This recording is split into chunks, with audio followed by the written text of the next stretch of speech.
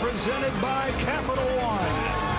From downtown Toronto, for the first time in 32 years, the World Series comes to Canada. It's one team that everybody saw coming, the defending champion Los Angeles Dodgers, and one that nobody outside of Canada saw coming, the Toronto Blue Jays. Welcome inside, so we've reached the end of the road. We've got a defending champion back in the World Series for the first time since the Phillies did it in 2009. But the Dodgers, for a lot of this season, played around 500 baseball. Then they started to get healthy. They got their starting pitchers back. Postseason got a little bit closer. They took off and have rolled into this championship, trying to become the first repeat champion since the Yankees at the turn of the century. The Blue Jays have made a season out of proving people wrong. This was a last-place team last year, now in the World Series for the first time since they won back-to-back titles in '92 and '93. And you just cannot count these guys out. Look at the championship series. Down 2-0, they come back. Down in Game 7, they come back. Perfectly comfortable playing the role of the underdog, right where they want to be going into this series. Come on in, John Smoltz, the Hall of Famer. You got a team here in the Toronto Blue Jays taking on the Dodgers, who have the best player in the world in Shohei Ohtani, and on the biggest stage, you got a guy who got him here with maybe the greatest performance we've ever seen. Yeah, let's talk about that greatest performance. It was one of a kind, and we'll never see it again. Oh, what did he do? He basically pitched 6 innings, no runs, struck out 10, and that's right, he hit 3 home runs. The greatest player had the greatest game at the right time. Oh, by the way, he had 55 home runs and 50 strikeouts during the regular season, so if Shohei Ohtani does anything in this series, capable of what he's going to do, the Dodgers have a great chance of repeating. Dodgers have the best player, but the Blue Jays have the hottest player. Their offense has been awesome, and I don't know the last time I saw a guy as locked in this time of year as Vladimir Guerrero Jr. No, he signed the huge contract. He was struggling at the end of the season, but don't worry. He's on fire in the postseason. He's carrying this ball club, and this ball club's pretty good. Statistically, it doesn't make sense. His average, his home runs, his RBIs, but guess what? Collectively, the team average doesn't make sense. If they stay hot, they're going to make this a great series.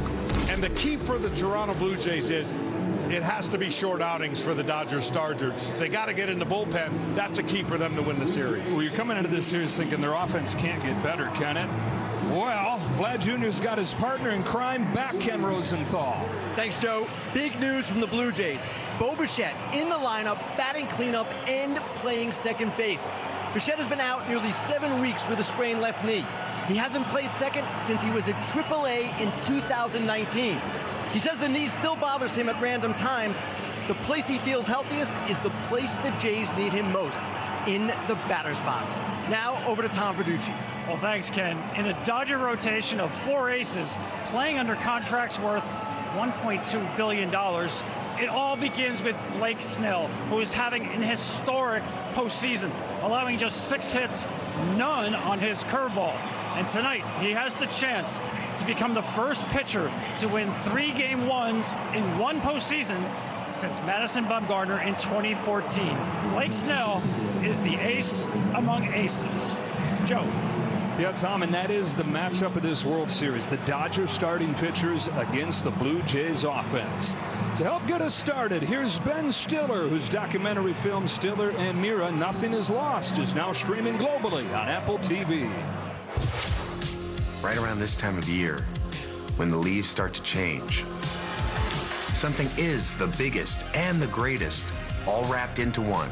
Shohei! He's in a world of his own! It's a great story that completely surprises you in the best ways. The Blue Jays have won the pennant! It's the Fall Classic. Welcome to the World Series. T-Mobile has the best network. That's why there's no better place to get the new iPhone 17 Pro on them. Hold on. Is this big enough? We should have music, lights, banners. I mean, you gotta feel it. Get the most powerful iPhone ever on the best network. I sure dance. This is big. At T-Mobile, get the incredible new iPhone 17 Pro on us on the best network. No more coffee for Zoe. Angel Soft. Well, it's gotta be soft. It's gotta be strong. No, soft. Strong. No, soft. No, strong. No, soft. No, strong. Soft. Strong. Actually, Angel Soft is both. Soft so it's cushy and strong to get the job done. Unlike some other rolls, you don't have to choose. Angel Soft. Soft and strong, simple. Tucked inside boxes. Sandy Koufax. The Dodgers dominated the A time machine to everything we ever believed about heroes.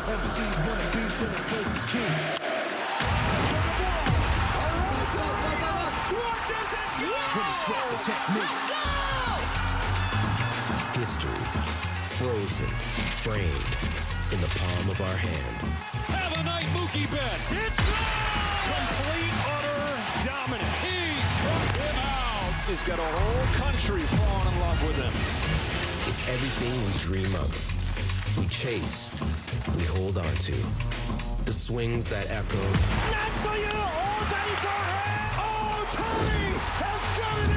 The pitches that stop time. The one-of-a-kind. Shohei Ohtani. With the sweat, the technique. The stuff of legend. The Dodgers and the Blue Jays. The newest edition of the Fall Classic. Don't sweat the technique. A signature that never fades. Where now becomes forever. Junior strikes again. Welcome to Game 1 of the World Series on Fox.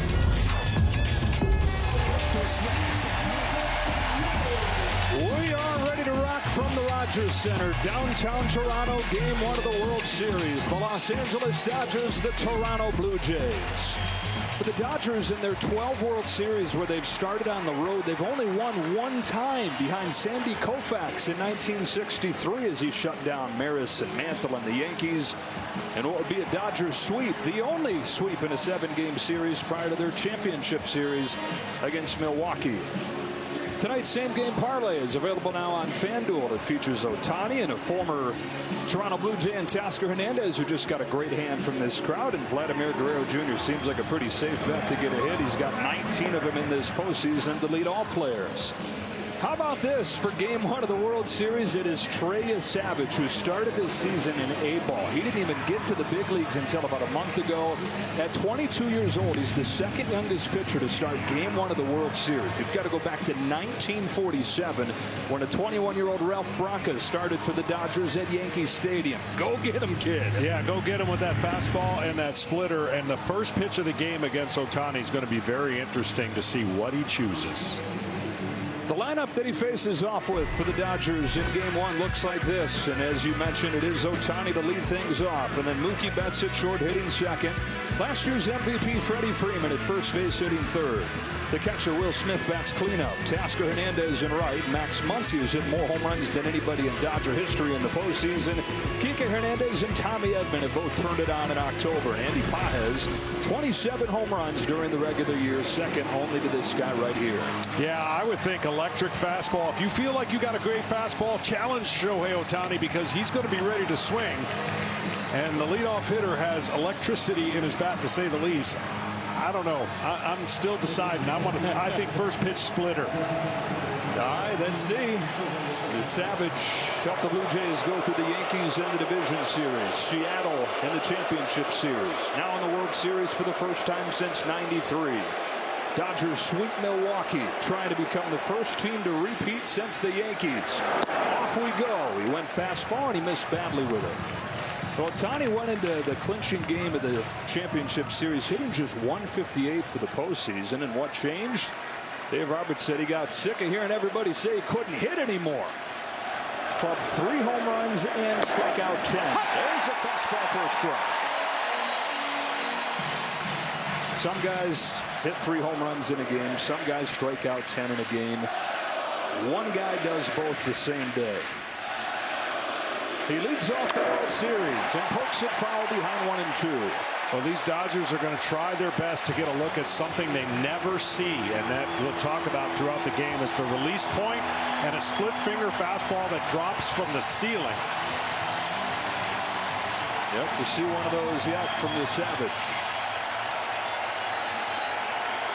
Who's home with a 1-2. Sticks with the fastball.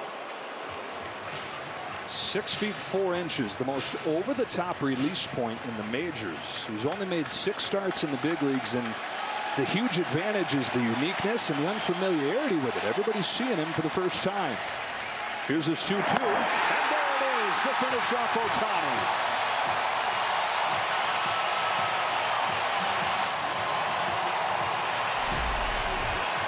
There's the release point, and there's the splitter that drops, and the hitters just don't see this. 7.1 feet at the height of release, and his fastball command is going to be very, very huge against a Dodger team that doesn't expand the zone that often, especially the guy at the plate, Mookie Betts. Dave and Cheryl over there, his parents, perfectly calm. That is Betts taking down and away, ball 1.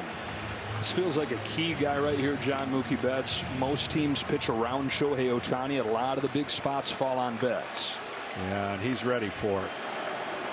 293 in his postseason, ahead 2-0. He didn't have his greatest season. He lost a bunch of weight, got sick, and really battled his way back. But I think in the postseason, you're going to see a different version of the Mookie Betts that you saw in the regular season. The only active big leaguer with 3 championship rings. Looking for the 4th. Swings and misses at that slider. And we talk about the uniqueness of the splitter. Slider is unique, too, in that it actually moves arm side. Yeah, it's a downward break and doesn't exactly turn the corner. Got the call there. It's a hard pitch for the hitter to recognize, because typically when they see the slider, they're looking for that break away. But see how it holds its plane and goes straight down. Checked his swing. 3-2. There are 4 sliders in all of the big leagues that move like that don't actually break right to left. He's got one of them. And again, all these hitters getting their first look. The payoff to Mookie Betts. Bouncing ball. Jimenez. So when you look at what you're facing, you don't see these kind of release points.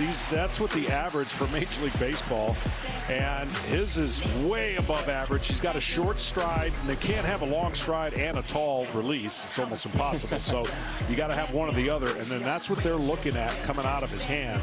And everything is at the same height, so that's why it's tough for hitters to recognize the pitch. Megan Thee Stallion has been the most popular artist here as he's debuted. They play Savage in here on every strikeout. Freddie Freeman to the plate with 2 out, and he cracks the first one foul.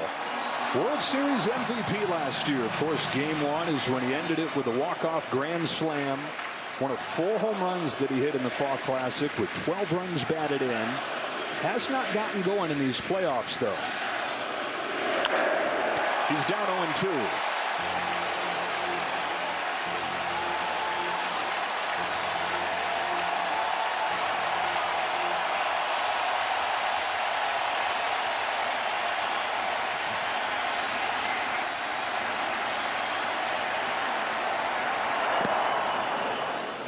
Freddie Freeman loves the ball down, fastball down. So if at any point you get a fastball down that he fouls off, you foul it off with a split. That's going to be tough for Freddie. Also, he's riding a nice little 17 on base game streak.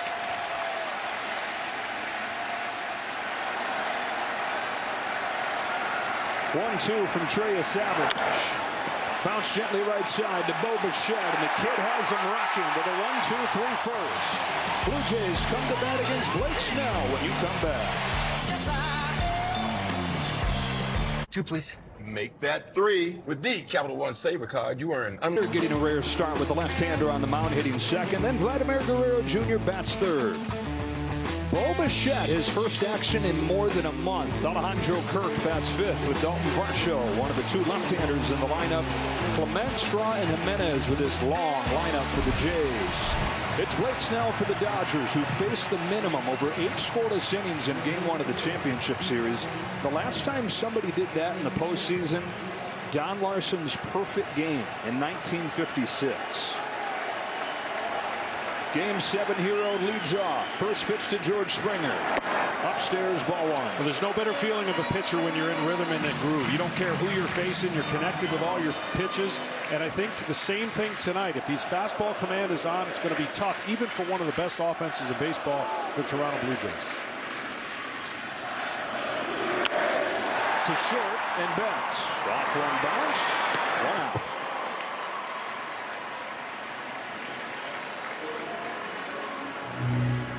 A couple of changes to the lineup in this game. They have not seen much left-handed pitching in this postseason, and so for Davis Schneider, just his 4th start of the postseason, and right into that 2 spot. Well, he's going to need a little better performance than he's had in the regular season against left-handers. You would think that would be his sweet side at the plate, but he has not put enough pitches in play against the left-handed pitchers. He's actually been better against righties. Continues to get most of his action, though, against Southpaws. Takes high from Snell. This is the whole matchup, though, John. It's Snell and the Dodger starters against this Blue Jays offense. While the rest of the teams have hit .218 in this postseason, the Blue Jays have hit .296. Well, he has weapons on the curveball that drops into the strike zone. He'll rarely throw it for a strike when he doesn't want to. Changeup that fades away from the right-handers, and fastball he can pitch to both sides of the plate, up and down. Here's his 1-1 to Schneider. Fastball, get in on him, and a pop up to Mookie Betts. 2 up and 2 down in this first inning. Here comes Vlad Guerrero Jr.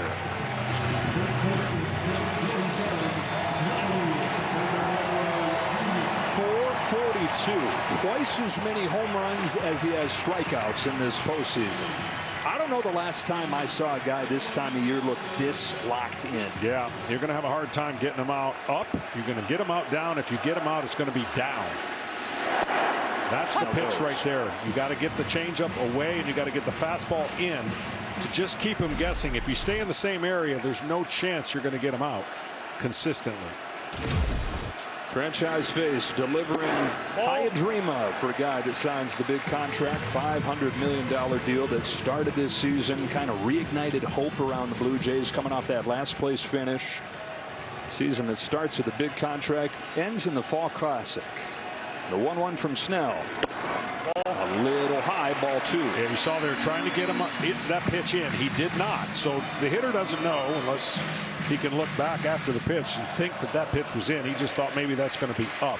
Establish in, change up away. On a 2-1, Guerrero takes in the dirt, and that's been the whole thing watching him. If you're out of the zone even by an inch, he's not budging. No. You come in the zone and he's hitting it a mile. Yeah. A spinner right here in the middle of the zone, he'll launch a ball. A pitch away, he'll take it to right center. Change up, taken for a strike. Come on back. 3-2. 2 changeups perfectly placed, and in a 3-1 count, you can just sit there and kind of spit on it as a hitter. Now you got to be aware that he's hit that spot twice. Snell kicks and fires a payoff. Guerrero chops it down the line foul. He threw a career high 38 of those changeups against Milwaukee. He said that he felt like the Brewers were on his fastball, sitting on that, and so he goes to the changeup, but varied the way that he threw it. He threw it as hard as 89. He threw it as slow as 79. Yeah, it's just good touch right now, and his mechanics are so locked in, and that's why it's fun to be a pitcher when you're feeling like this. I mean, right now he's already hit every quadrant on Guerrero in this at bat. Another payoff. Taken for ball 4, and the Jays have the first base runner of the game. And how about the ovation you're going to get right here?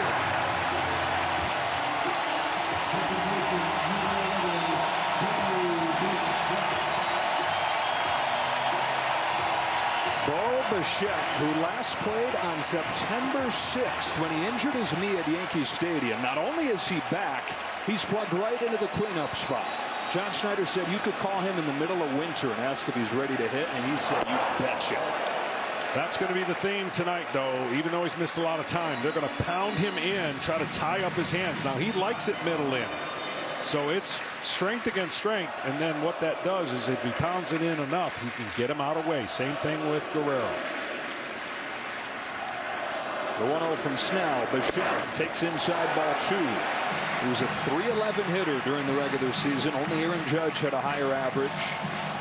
Hitting's feeling fine. Running's feeling fine. Playing him at second base for the first time since he was in the minors. Just took a little bit of stress off him, as opposed to his normal shortstop position. Bichette on 2-0. Looks at ball 3. Trying to establish his fastball in. He's quick with it. That means he's feeling good, and being quick, you pull it inside a little more than you want to. He's trying to hit the inner part of that strike zone and has missed on the first 3. A green light and a runner that'll sneak through for a base hit into right field. Guerrero heads for third. Hernandez is thrown not close to in time, and the Jays have him cornered in the first. Welcome back, Bichette. Guy can fall out of bed and hit. Typically 3-0, you might think about pulling this ball, but he saw a side of this infield that was wide open, and he gets a hit. And right away, the theme again for this series: runners in scoring position, 2 outs. They do it all. They score a ton of runs with 2 outs. They score a ton of runs with runners in scoring position, but they're facing some nastiness for the Dodgers starting pitcher. One-of-a-kind catcher of the Blue Jays right here, Alejandro Kirk. First and third, 2 out. First inning of game 1. Snell continues to be around the zone of the fastball. Well, he needs the top of the zone for the fastball because he pitches so comfortably up there, and he hasn't gotten any of those calls yet. That one right there could have gone either way. Really dangerous high fastball hitter right here in Kirk. Fan favorite fouls it off, and it's 1-1. Unofficial captain of this Blue Jays team. More than once, Alejandro has been stopped by stadium security on his way in and visiting parks. They're saying, "What are you trying to do getting into the clubhouse?" Well, I'm a player. I'm an all-star player. Might not look the part, but the dude can flat out play. Trying to get the Jays on the board first. He's ahead 2-1. Rushing his fastball just a little bit. Trying with, and this is a good meeting right here by Will Smith. Just getting him to relax a little bit. Look, a week off and longer for this pitching staff since they won. Old school, John. We're throwing it back the way these Dodger starters are going deep into games. 7 innings after 7 innings. Got a complete game thrown in there. The first one in the postseason in 7 years. Meanwhile, the Blue Jays, the highest average team, the best bat-to-ball team. Don't let that make you think these are a bunch of slap hitters, though. They also lead the majors in home runs in this postseason. Yeah, they do it all. And listen, when you don't swing and miss a lot, you put the pressure on the other pitcher to make great pitches. Now, you can make great pitches and get quick outs and go deep into the game against this offense, but you better make great pitches consistently. Snell gave up just 1 base runner against the Brewers in game 1 of the championship series. Already a couple here in the first. Ball 3 on Kirk. A left-handed batting Dalton Varsho's on deck. So you're being careful right here with Kirk, knowing you got lefty-lefty coming, you're going right at it. Absolutely careful. Absolutely. The lefty should be a tough at bat against Blake Snell. On 3-1, Kirk fouls it off. 3-2, center cut curve.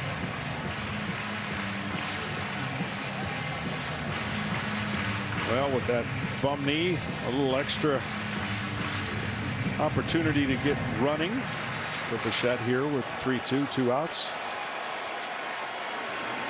Kirk will ask for time. Now, the Blue Jays have had this offensive machine, even though Kirk has not done a whole lot in this postseason at just .222. Blue Jays are the best 2-strike hitting team in baseball, and he's the best of the bunch. Payoff from Snell. Fouls it off, and we'll do it again. But this is going to be the recipe for success. You see all those first categories, and what they'll do is they'll drive a pitch count up. Even though they're an aggressive team, they foul off the good pitches, they take the bad pitches. And right now, they got 20. This will be the 23rd pitch. Yeah, no matter what happens, they've won this half inning by driving that pitch count up. The whole thing, the Dodger bullpen is not close to what this rotation is. It's just it's not been exposed because the starters have gone deep so consistently. If the Blue Jays are going to win this series, chances are they're going to win it against the pen. Can they get there? 24th of the inning, 8 to Kirk. Is shot down the line, peeling, foul.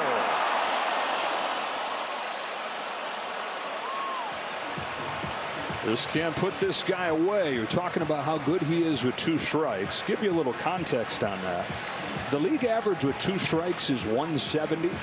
Alejandro Kirk, 270 with 2 strikes. Most guys would take that average, period, regardless of count.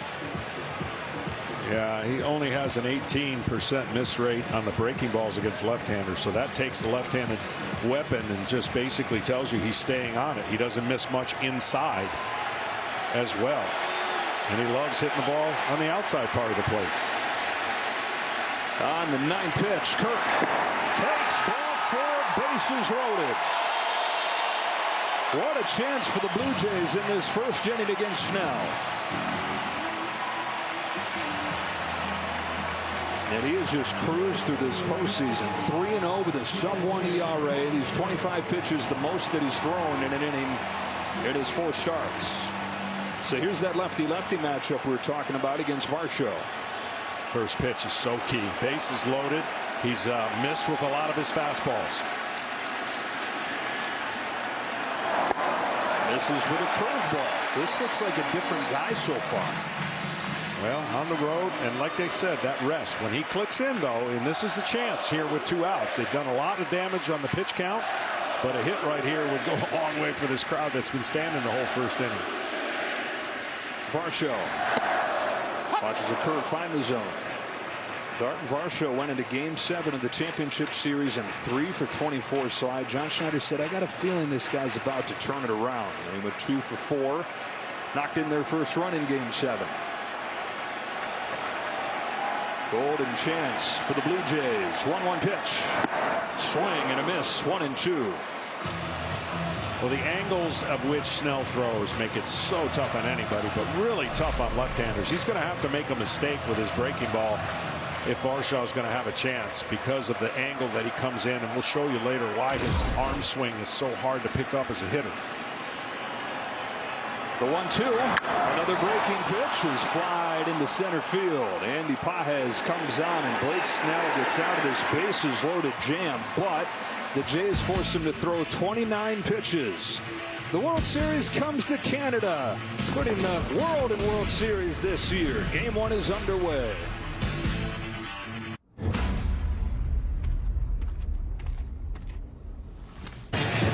The Dodger catcher had a career year, hit .296, was an all-star, but then he injured his hand in early September and missed the last month. He's come back, he's collected his hits, but no pop in there. It's been all singles in this postseason. Fastball misses, 1-0. This could be a tough at bat for you, Savage, and I don't think you could say that so far on anybody the way he's throwing, but good right-handed hitter against right-handed pitchers. 2-0. When you have an arm side guy you're facing, you want that guy to be a little more aggressive. Well, Will Smith's not aggressive. He does a good job commanding the zone, so you got to come to him. This whole Dodger lineup really good at being disciplined. The Savage in his last start, I was against the Seattle team, opposite end of the spectrum, extra aggressive. But the Dodgers have always prided themselves on not chasing, not going out of the strike zone. On a 2-1, Smith lays off.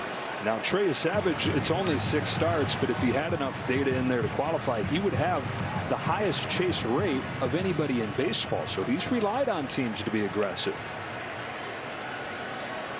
His 3-1 is taken for ball 4. And the Dodgers have their first base runner on a leadoff walk from Smith. Power Player is sponsored by Salesforce. It's not supposed to go like this. Trey Savage started his season in front of 328 fans against the Jupiter Hammerheads. Now he's pitching in the World Series, and they asked him, are you living your dream here? And he shook his head and he said, I don't know how I could have ever dreamt of this. Not this fast. First round pick just last year. A-ball to the World Series in 1 year. He's downstairs with his first one to Hernandez. And again, this will be a test for him because the Dodgers don't expand the zone. And his fastball's not as electric as we saw in the first start in the postseason. He's got a couple fastballs that have cut at 93, 94. It's not that the velocity is everything, but you can just tell he doesn't have that fresh arm to let it go and let it eat. And that is going to be concerning if he doesn't command that early and go to his off speed. So much of the chase comes after you establish that. Finds his zone with a slider. So I would, just watching him right now without knowing anything, I would say he's going to be more off-speed dependent right now based on what I'm seeing out of his fastball. Than you would like him to be, especially. That was the least that he's used his fastball in this rookie season against Seattle. Sliders in for strike 2. They got away with it with how aggressive those Mariners hitters were.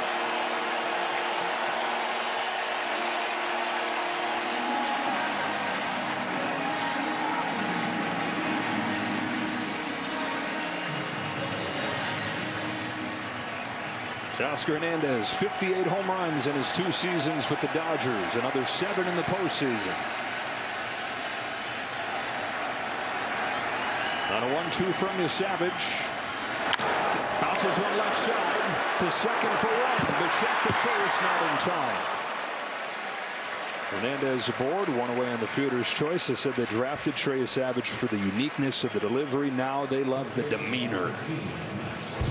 Trey seems just unfazed. He's 22, but you wouldn't know it. Dunedin Blue Jays, Vancouver Canadians, New Hampshire Fisher Cats, Buffalo Bison, and Toronto Blue Jays. It's crazy. It's a dream come true, and so excited.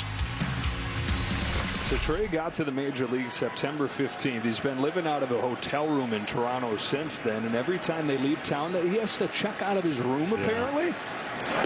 He was a strikeout once. He said that his truck looks like a mobile home. Just all kinds of stuff thrown in there.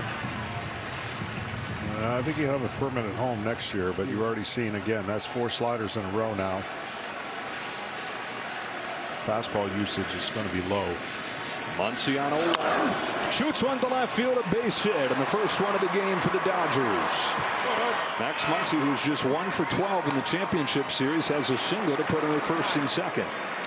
He gave a high sign for a slider that I don't know if he's actually trying to throw the slider up there, but that's right down the middle and no break at all. And Max Muncy's not going to miss too many of those. He's lucky he's a single. This is the part of the lineup that if they produce at all for the Dodgers, they're going to be really hard to beat. This is part of the lineup hasn't produced as much as the Toronto Blue Jays bottom part of their lineup. 2 on, 1 out. Kike Hernandez very high with a fastball. Their October ringer right here. Hernandez, who is a below average hitter during the regular season. We're talking more than a decade in the majors, who just transforms when he gets into October with a line in the postseason that's almost identical to Reggie Jackson. 1 ball, 1 strike. Now the one thing over the last couple years that you could do to Kike Hernandez is get him to hit a ground ball double play. He's hit into quite a few of them. Jays have turned a bunch of them. That's up the middle and through. Base hit center field from Hernandez. Teoscar Hernandez comes home. The Dodgers are on the board first. Kike Hernandez again getting the job done in the postseason. And it's the bottom of the order for the Dodgers, getting the game's first run. Another slider over the middle of the plate. You cannot live there with the Dodgers. You cannot. And he's going to have to make an adjustment. When the Dodgers realize he doesn't have his fastball or not willing to go to his fastball a lot, they can sit on the off-speed pitches. And what a swing right there. Blue Jays had bases loaded against Blake Snell, could not cash in. The Dodgers, half inning later, have the game's first run. Tommy Edman taken inside for a ball. Tommy Edman is a switch hitter that occasionally, very occasionally, will bat righty-righty, and he does that here to try and take away that splitter. It's only the 4th time all year that he's seen a right-hander from this side.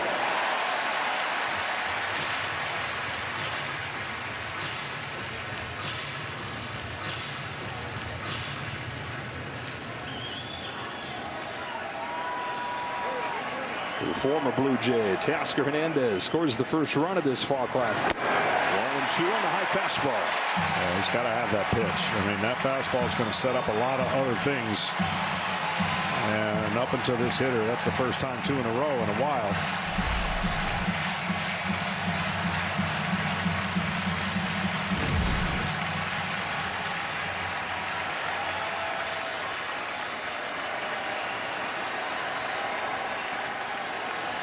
Muncy at second, Kike Hernandez at first. And a 1-2 from Trey Savage in the dirt, count evens.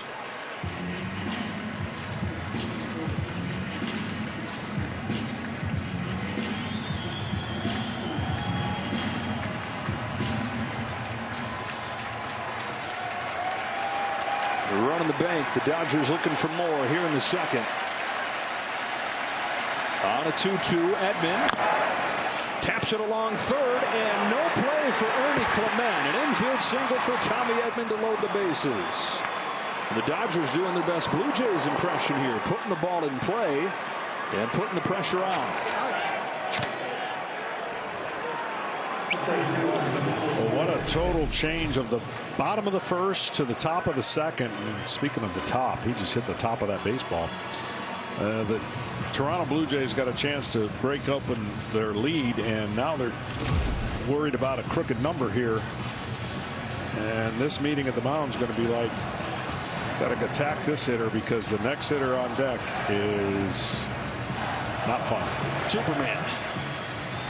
Super 6. Play the Fox Super 6 MLB Playoff Challenge. Download the Fox Sports app right now and enter for free for a shot to win your share of 20 grand in cash prizes. See the Fox Sports app for details. Good breaking ball hitter in Pajes. He also loves hitting off of left-handed pitchers. Now, Pajes has really struggled in this postseason, just 3 for 35. Dave Roberts pulled him aside a few days ago and said enough grinding in the cage over mechanics. Just be a hitter. Aim for the middle of the field. And seemed to turn it on after that conversation at the end of the championship series. The Dodgers think he's ready to take off after a breakout second season where he hit 27 home runs.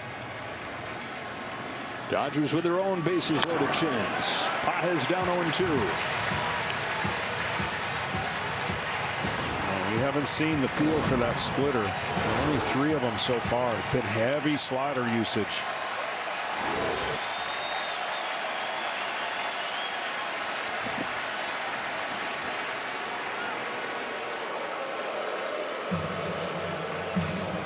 Pajes looking for his first hit with a runner in scoring position in these playoffs. This Dodger offense has not really gotten it going. It's been the pitching that's gotten them here. They're only averaging about 3 runs per game. The 0-2. Taken in the dirt.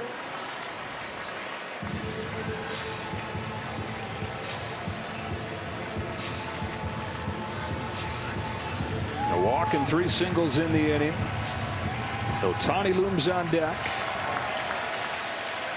That's the only guy to hit more home runs than Pajes on the Dodgers this year. The 1-2 popped out of his hand and the count evens. So Blake Snell's bottom of the first has become Trey Savage's top of the second. Already 23 pitches thrown.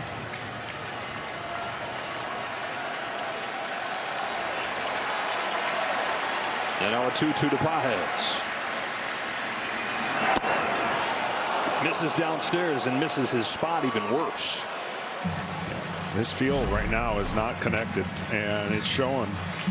Normally in the 0-2 count, the hitter would have been put away already. I understand the Dodgers are a different team, but mechanically he is just not connected with his release point. 3-2 on Pajes. Nowhere to put him with Ohtani on deck. Here it comes. He struck him out. Slider gets Pajes 2 away. Well, he saved his best slider that really took off down.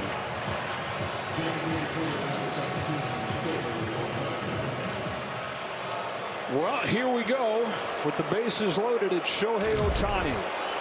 Struck out with a splitter his first time. Fastball sneaks by. Got to crowd Ohtani, and you got to get him up out of the zone. Don't leave one mediocre in the zone. 55 home runs during the regular season. On the zone, he takes a slider down. 1 ball, 1 strike.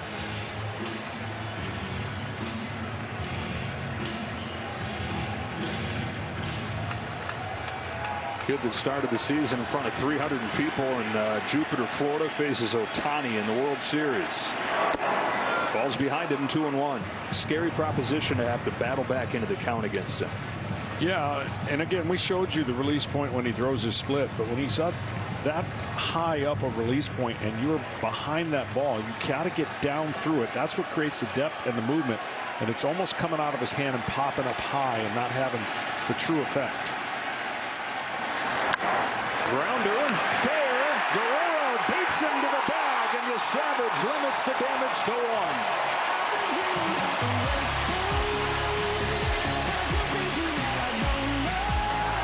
Rainmaker AI and by FanDuel Sportsbook. Play your game.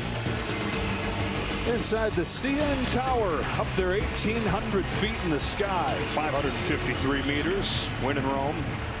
Dodgers in front, 1-0 here in game 1. At the bottom of the second, Ernie Clement takes a strike from Blake Snell. And yeah, we talk about the stars at the top of the lineup, John, but what really has to be exhausting to face him is you get down to the 7th spot and you got a guy like Ernie Clement hitting .429. They've been collectively one of the most impressive lineups I've seen go through really good pitching staffs. New York, 3 studs. Seattle, 3 or 4 studs, and made them all look human. 0-2 from Snell. Is hooked into shallow left field and a base hit, and that's what he's done all postseason. Swings at everything. It doesn't matter if it's in the middle. It doesn't matter if it's a foot off of the ground. Ernie Clement's not met a pitch he didn't like. Fox Foresight, powered by Google Cloud. Taking a look at this Blue Jays offense. There's Clement on there with a .429 average. You've got Vlad Jr. with his power. Springer, his heroics out of the leadoff spot. I mean, this pitch is almost on the ground. That's what happens. You make contact, good things can happen. And they have followed this script from spring training, adopted it as a team collectively. That's a strike on Miles Schrag. It's his first start since game 2 of the division series. As the Blue Jays have gone from last place last year to first place in the World Series this year, the offense, the biggest reason why. They were 23rd last year, top 5 this year. With that bat-to-ball pesky approach. But again, I mentioned this earlier. There seems to be this idea that they're a bunch of just slap hitters, contact hitters, put it in play, fight the good fight. Now, these dudes hit dingers. 20 home runs in 11 games. That's the most in the postseason. Marrying the contact with the power. That's the whole key. And they're just the best team with runners on base. I mean, they just put the ball in play, and they got 7 guys that had 7 RBIs already this postseason. That is getting it done and spreading it out. Last time that a team had an average this high, scored this many runs per game in the postseason, you got to go back to 2007 in the Boston Red Sox. Snell to Straw, strikes him out. First of the game for Snell, and 1 gone in the second inning. T-Mobile, the best network in the game, is now the best network in America. I don't know if many people had this guy coming up here as a key factor offensively in the championship series, but when the Jays were down 2-0 going back to Seattle, it was Jimenez, the light-hitting shortstop, that had 2 home runs to swing that series. Yeah, two big 2-run homers in consecutive days. He plays solid defense, filling in for Bichette. And there's the 7 through 9 hitters that we were talking about. That is rarefied air in the postseason. I know as a pitcher, you grab the lineup card and you look, where am I going to go and have my spot where I can kind of cruise. You don't have that with these guys. Not as much. I mean, for Snell, he's got to look at the 2 lefties, you know, Varsho and Jimenez, for opportunities to really utilize his strength against left-handers. So tough to hit. And he can mix in All those breaking balls that I was talking about, he just got such an arm swing and an angle that comes out of his glove. They just don't see it very well. It's not a long arc. It's not a super high release point, but it's higher than most. And he's tight to the body. 32-year-old from Seattle. 2-2. And let's face it, up until this year, the reason he hadn't pitched a lot of innings and pitched deep in the game, he just threw too many pitches per game, and he was hurt.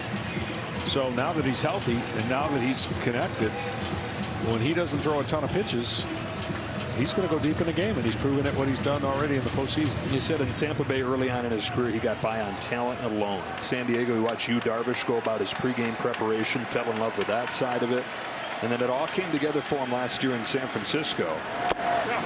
Check swing, hit the bat at strike 3. That's a foul tip for strike 3.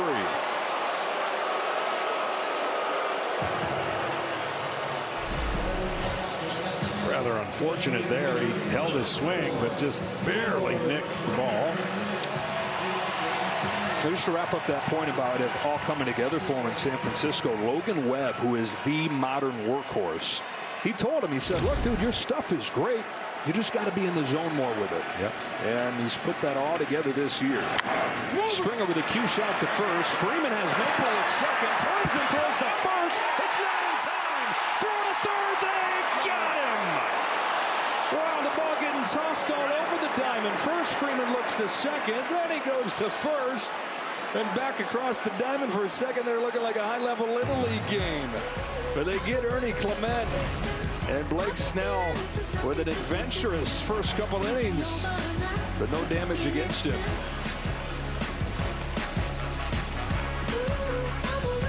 Not in the World Series. These plays never die.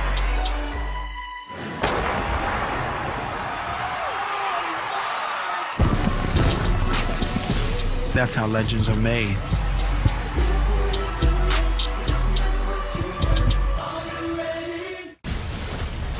Undefeated Indiana takes on a dangerous UCLA. It's Big Noon Saturday on Fox.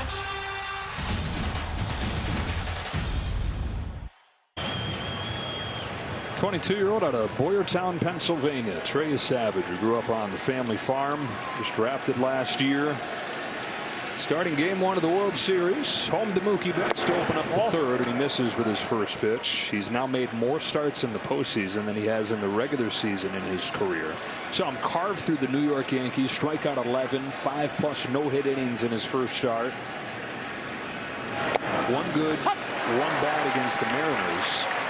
This is as kind of off and flat as he's looked. Yeah, his slider percentage is almost doubled, and the fastball command and velocity is down. Ball. 2-1 on Betts, and we check in with Ken Rosenthal. Well, Joe, Trey Savage is doing something tonight he is not accustomed to doing, and that's pitching on 4 days rest. This is his 29th start as a professional, minors, majors, postseason, and only his 5th on the standard 4 days. And if this series goes 5 games, he presumably would be pitching on 4 days again. It's a lot to ask. I mean, it's a lot to ask for him to come up in the middle of a division race. It's a lot to ask to have him start postseason games. He's been up to the challenge every time that they've asked. There's only so much in that tank, and he's issued his second leadoff walk. You know, the look at that play that ended up the last inning here. A lot going on. Yeah, Snell's got to go over, but then the awkward throw from the angle, and then he didn't lose his mind and was aware to throw the ball to third, and a perfect throw and an easy tag. It's hard to find the bag going backwards, but you don't anticipate your first baseman being almost by the mound before you the ball. Freddie Freeman fouls off first pitch, and that's because he went towards second to make the throw, which would have been easier on Freddie, but nobody was covering. So the next best thing happened. The Knight made that out at third to finish off the inning. Freeman, who grounded out his first time. We asked Dave Roberts before the game, where is Freddie with his swing? And he said, fine, but I never worry about him. Even when it's just fine, you can always count on him. I mean, look at the World Series last year when the guy could hardly walk. Hadn't hit a ball out of the infield in like a month. And then suddenly he's Reggie Jackson. 4 home runs, 12 RBIs, a World Series record.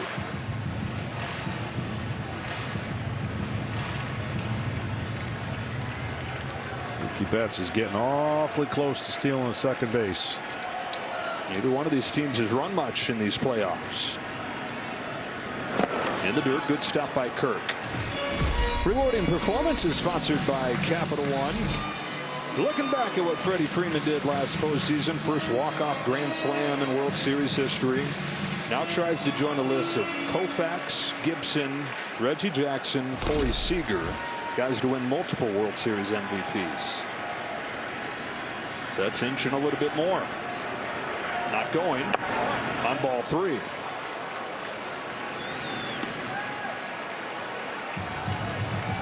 Freeman, 36 years of age in his 16th year in the major leagues. Won it all with the Braves in 2021. Second ring last year. 9 straight All-Star games for this guy.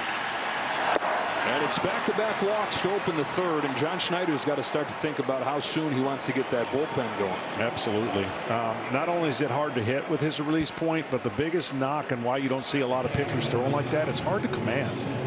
And that command gets him in trouble. It's the only thing that'll get him in trouble. And you can just see right now, the fastball is not confident. The split we haven't seen. We've just seen a lot of sliders. It's now Will Smith, who drew the first of the 3 walks that he's issued.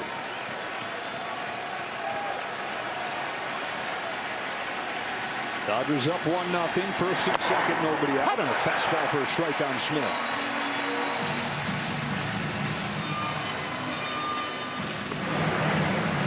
The bullpen does get going. That's Fisher. Neither one of these bullpens is strength for these teams.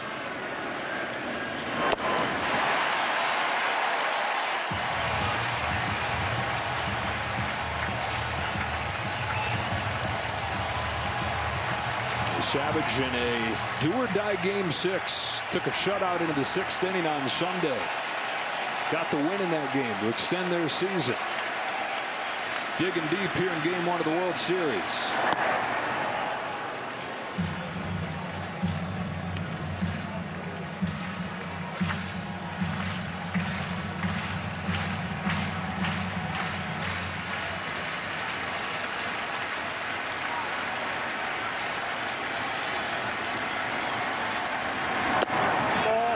Dodgers still have not chased out of the strike zone. That's what makes them so good, and that's why you have to make quality pitches. About 7 of the 9 guys in the lineup. There's a couple guys that they definitely will chase, but majority of them don't. Still no bite. Ball 3 on Smith.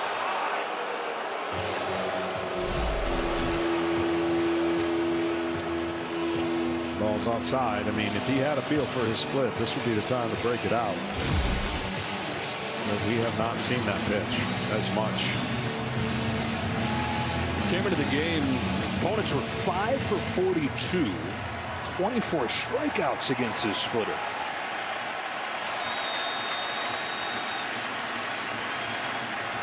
His payoff is poked through the right side, a base hit for Smith. Here comes Betts. Strauss throw goes into second, and they've got Freeman hung up.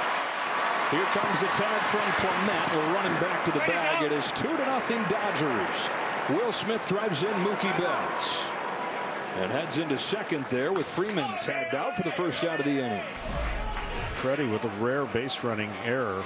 And this is just, again, good hitting by a Dodger team that has really put Savage in a tough spot. And Freddie went past the bag thinking there might be a throw home, but it wasn't. And this is a good play by throwing it right to second base, and now he's stuck.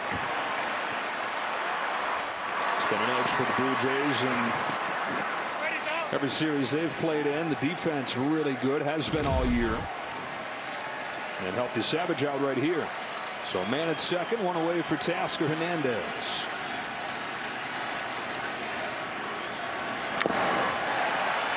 Hernandez, I think, got the loudest cheer for any Dodger during the pregame. Guy that they still love around here. Spent 5 seasons with the Jays. And Vladimir Guerrero Jr. has given Teoscar Hernandez a lot of credit for bringing him along when he got to the major leagues, mentoring him.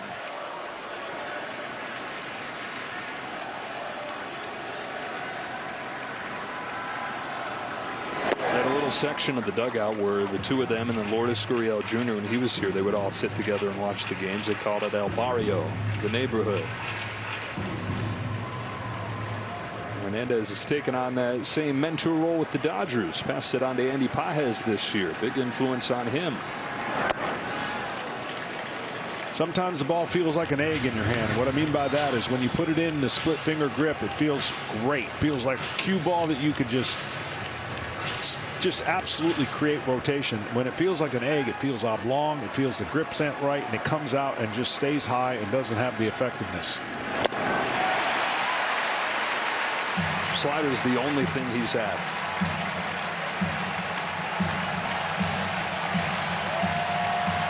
As many balls as strikes.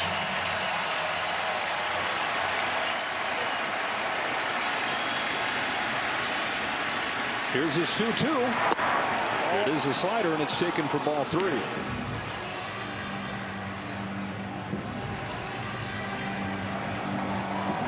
Fisher's ready to go in that Blue Jays bullpen. John Schneider really like to avoid having to get that door swinging open this quick. On a payoff, Hernandez grounds one towards the middle. Bichette with a backhand. Quick trigger throw to first. You'd never know. He's never played there in the big leagues. That was such an outstanding play. You know he's got to be a little careful. And we talked about his knee. Running won't be the big issue. It's these kind of plays. You see the effort, and you see the throw, and a big out. John Schneider said, I know he can do it, and he knows firsthand from having managed him in Double-A back in 2018 when he played a little bit of second base. That was the last test for him. How did he move around taking grounders at second the last few days? And they said, good enough. Smith at third, Muncy with 2 out, takes a ball. Singled his first time. Longest tenured Dodger position player right here. Only Clayton Kershaw has been in the Dodgers longer than Max Muncy. Who would have thought that when he first came to the team after the Oakland A's cut him loose? He's hit more home runs in the postseason than any Dodger ever. One of them ended the longest postseason, longest World Series game ever, 18-inning Game 3 in 2018. You're still catching up on that. Rest and sleep from that one. Still in. The 1-1. Muncy swings and misses over a slider.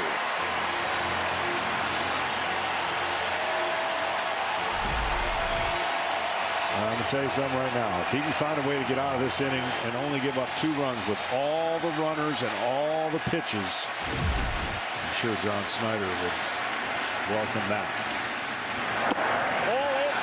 Got evens 2-2. Got to notice right away the fastball forced down, trying to force velocity. Sometimes that's what happens. You pull it down. It's freedom that allows his fastball to explode at the top of the zone. Muncy traces a splitter for strike 3, and despite 3 walks and 4 hits, only 2 runs against him. Middle 3, 2-0 Dodgers. Always thought just being. No, I think they made a pretty good adjustment there, second and third inning.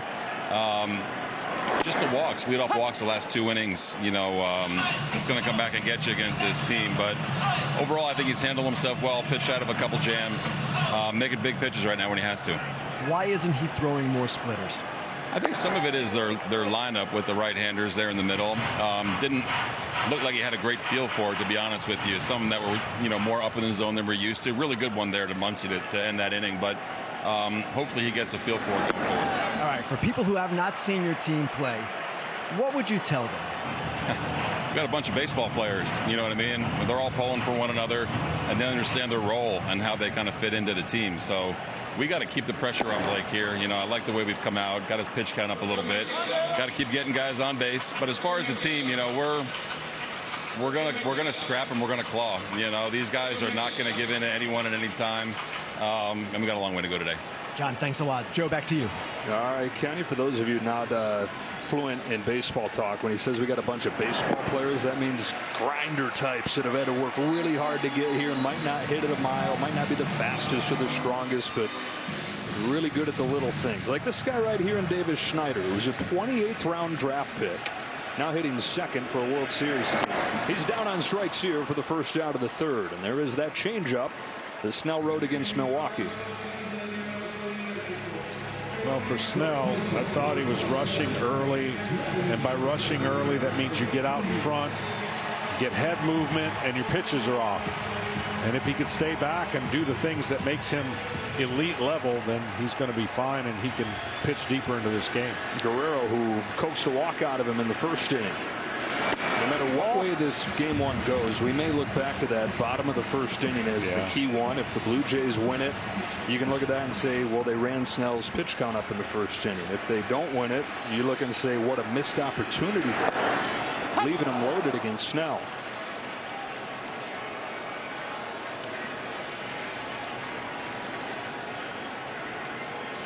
Snell to Guerrero. He's fouled off, and it's 1-2. 26 years old in his 7th season. Vlad Jr. All-Star 5 times, very streaky. He's in one of the good streaks right now. The toe tap perfectly synced up. There it is. Here it comes. 2-2.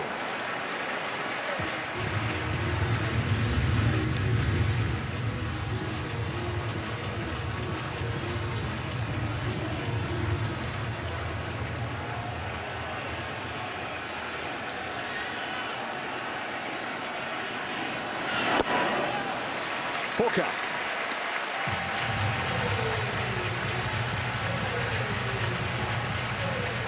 More and more patient through the years. That's where he has diverged paths from his dad, the Hall of Famer Vladimir Guerrero. He would swing at everything and hit just about everything. Vlad's waited for his pitch, and he hits everything too. That's an impressive at bat. 0-2 to 3-2 to sitting on that changeup and smoking it through the hole between short and third. That's just hitting at its best. Keep your hands back, get the bat flat through the zone, and hit it hard. And that's something he does very well. He hits it hard. Dad at 449 Major League home runs, 318 career hitter. Never won a World Series though. Bichette swings and misses at the high fastball. Vlad Jr. said he wants to win a ring and give it to his dad and say, this is yours. I wouldn't be here without you. And everything you taught me, those big league clubhouses through the years. Vlad grew up at his hip. Roller to first, and Freddie Freeman will go to second one. Back to first, they turn two with a jump throw from Betts. And after 3 innings in game one, the defending champion with a 2-0 lead.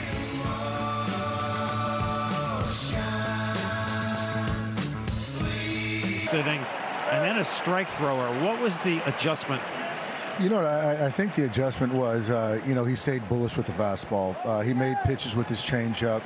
I think right now he's overthrowing the fastball a little bit, missing up in the zone. But, you know, big out, you know, when he needed to get that out on Varsho, limited the damage. And right there, that double play off the bat of, you know, Bichette was a big play. So I think right now he's getting into a better rhythm. Offensively, you know that Trey Savage is a tough guy to solve, seeing him for the first time. Your guys saw 34 pitches out of the zone before someone swung at one. What has been the key to the approach?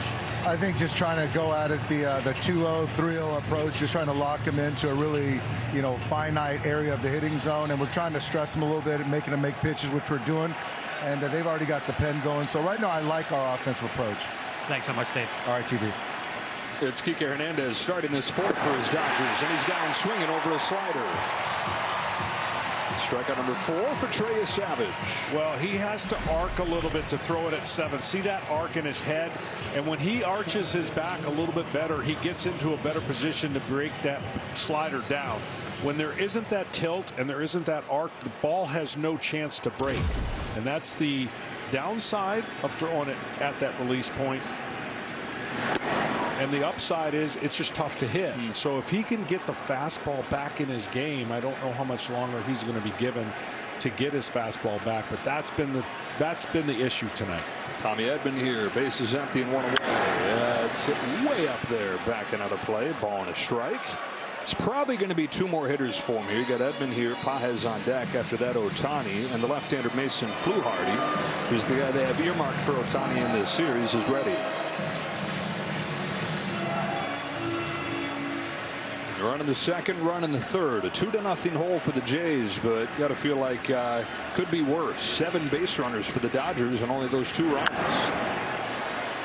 Well, when you're looking at when he's good, I want you to see if you think you could hit this pitch when it comes out. Fastball, release point, split release point. Get ready for the fastball. Nope. And you're going to see this dip and this drop that is so deadly that when he's connected with his fastball and he throws that split finger, the left-handers have no chance. Sackhouse 3D powered by Google Cloud. Here it comes to the 1-2 pitch. And that is why Tommy Edman, even though 99% of the time would choose to hit left-handed, goes to the other side because he doesn't throw that splitter as much to right-handed hitters. But eliminate his best weapon. Another 1-2. Over the top of a slider. Throwing that pitch more than ever tonight, and he's got his 5th K. Well, he's trying to rally to show his manager that maybe I got it back. Maybe I got that release point. I got my slider going. We're going to find out because in 2 hitters is Ohtani. Stat Dave, he made his debut traded at Tampa Bay in a minor league stadium where the Rays are playing this year, and Dave was sitting right behind the dugout. John Schneider said it was like they were at a summer ball game listening to a dad.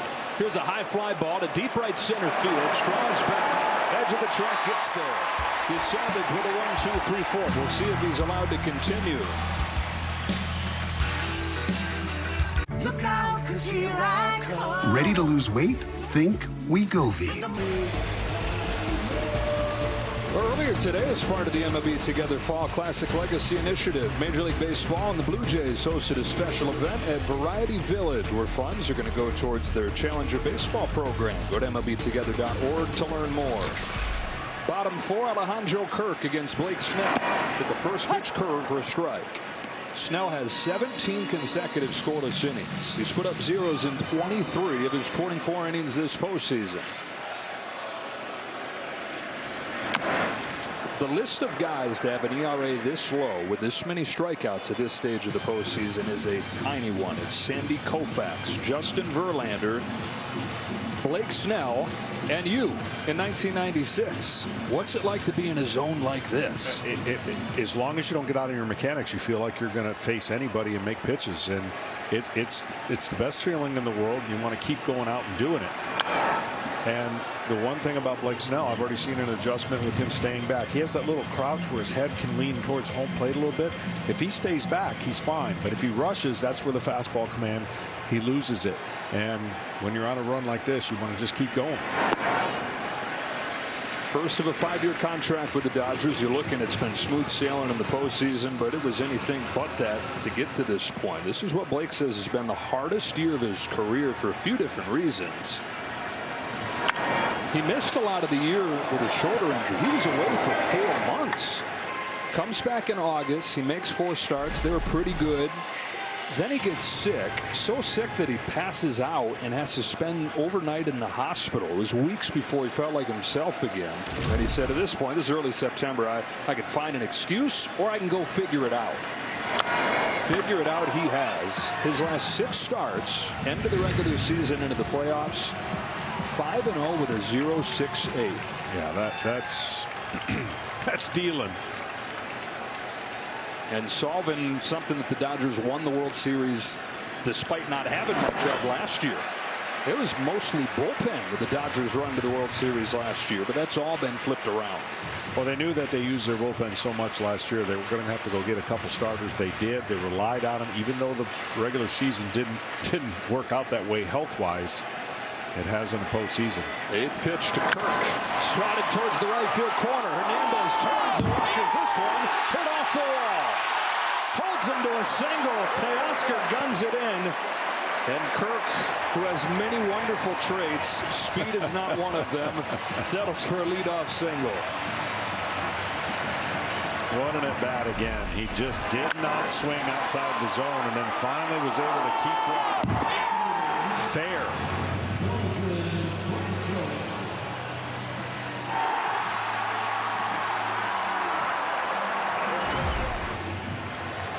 Jays fans are saying, wait a minute, we watched you streak in from second to score that run in the championship series. What we got?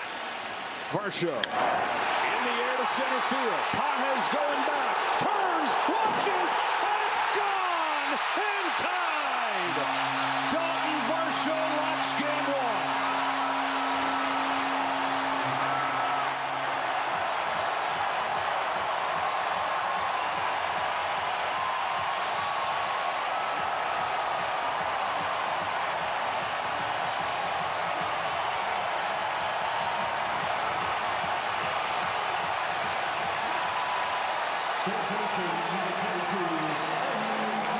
And John, it's one of the left-handers that bites him.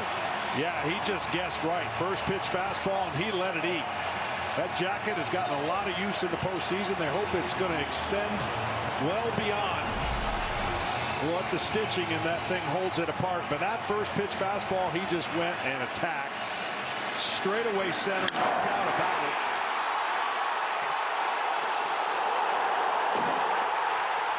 And we got a new ball game.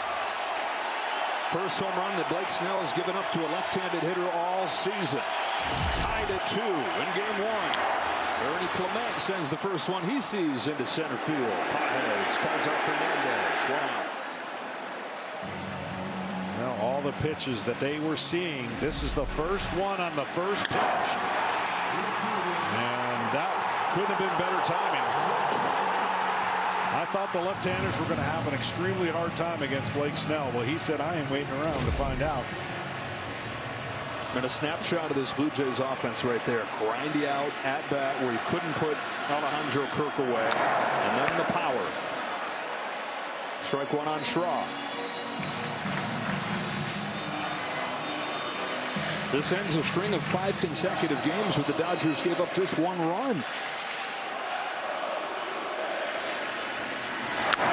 Straw to left center. Pages and Hernandez. It's Hernandez streaking by there to make the catch.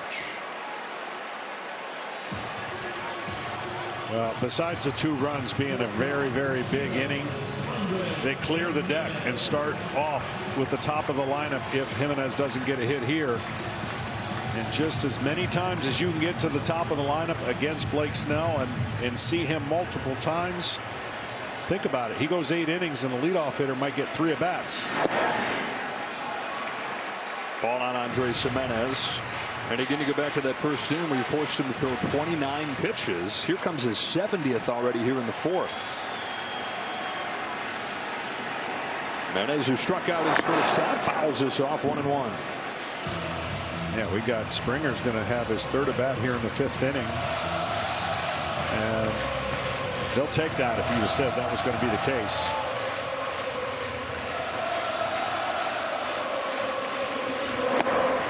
Wave and a miss. Top of the order for the Dodgers, due up in the 5th inning. And Shohei's getting ready for it. Back in the Dodger batting cage. Mason Fluharty's ready to come in to face him. The 1-2 from Snell. Oh, no.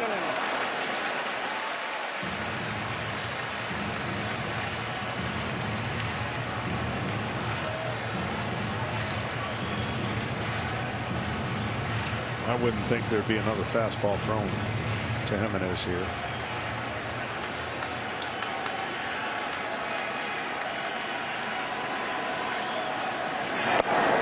Slider to the corner to get him. Brand new ball game though in Toronto. It's Dalton Varsho off of the batter's eye in center field. 2-2, and we're back after a word from your local Fox station. With Straight Talk's Real Unlimited data, say yes to unlimited. Capital One in the first World Series game here since Joe Carter's walk-off in '93. Top of the order for the Dodgers, Shohei Ohtani takes a strike from Mason Fluharty. You got to stay out there. Don't leave anything middle in. The homers he hit off of left-handers are breaking balls that stay in and don't catch the outside part of the plate. Fluharty, a rookie, gets a chase, 0-2. That's what you got to do. And he's had more strikeouts this year than usual. Expand the zone way up or way out. And don't leave it middle in. So Fluharty in this rookie season got one save. It was at Dodger Stadium back in August, and he struck out Ohtani as part of that. They're short on left-handed options out of that pen. The top one right here. Both of these bullpens concerns. 5.50 ERA for the Jays bullpen. That's a great curveball right here that just tried to get him to bite.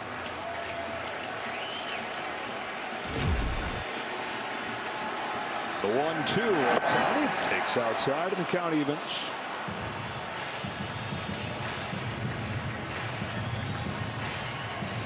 Ohtani's 0 for 2 in this ball game after his epic clincher in the championship series when he had about a quarter mile of home runs. Strike 3 to the knees. Fluharty strikes out Ohtani.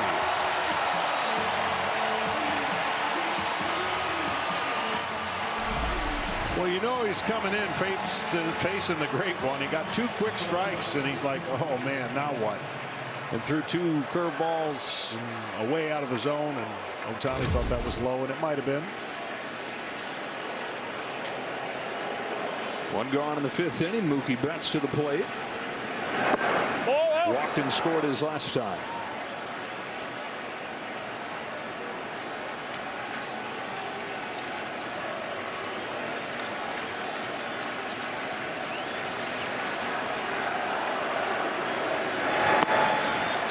Considering the stuff he had tonight, Trey Savage has to feel pretty good about this. Oh my goodness, 4 hits, 3 walks, 5 strikeouts, and that 2 earned runs could have been 6. So he did a great job keeping his team in it. Tie game. On to Betts, takes a strike. We mentioned this earlier, the worst offensive season of Mookie Betts' career, but unprecedented what he did defensively. This is a guy who has won 6 Gold Gloves in right field, moves to shortstop. Nobody's ever made that move. Not at this stage of his career. And no chance you could ever think of somebody doing it this well. One of the best defensive shortstops in baseball. His first year doing it since he was in high school. Truly incredible. On a 2-2 from Fluharty. Betts cracks one through, base hit center field. On for the second time. Well, if tonight's game ends like last year's game 1 did, that is in a walk-off, then Capital One will donate an additional $10,000 to the Jackie Robinson Foundation as part of the Capital One walk-off program. To date, Capital One has donated more than $1 million to the foundation to support its programs and initiatives, and that there's producing by Pete Macheska, because here comes the guy that hit that walk-off home run.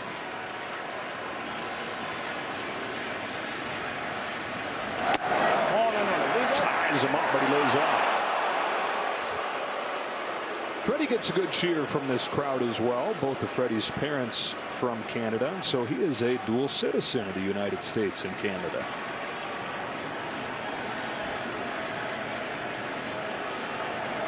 His dad, Fred, is from Windsor. His mother, Rosemary, was from Peterborough.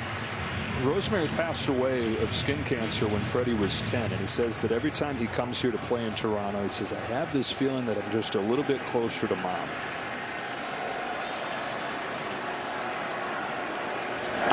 Ouch.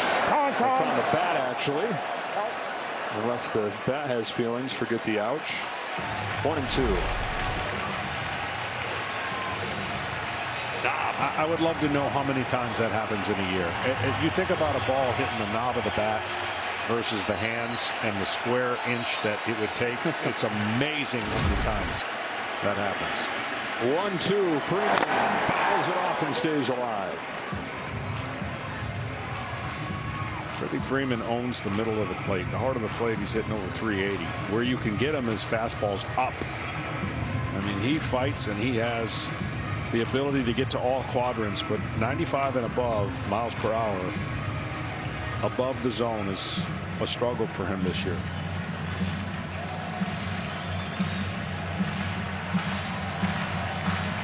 It's about the only thing that he struggles. One of the great hitters of the generation. Another 1-2. Another foul, and here's Freddie in his own words. Canada is special to me and my family, and both my parents were born and raised here in Canada.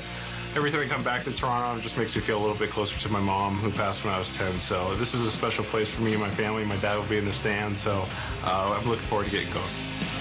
And he's typically delivered for the folks here. 357 career average here. Stays alive. He says that he used to go to Blue Jays games when they would come and play in Anaheim, and he has this vivid memory when he was 7 or 8 years old, sitting there as the Canadian national anthem started to play, and he was just sitting in his seat, and he said, I got ripped out of my seat so fast, and my mom was glaring at me, you stand during the Canadian anthem. High fly ball to right center field. Varsho runs under it. He's there.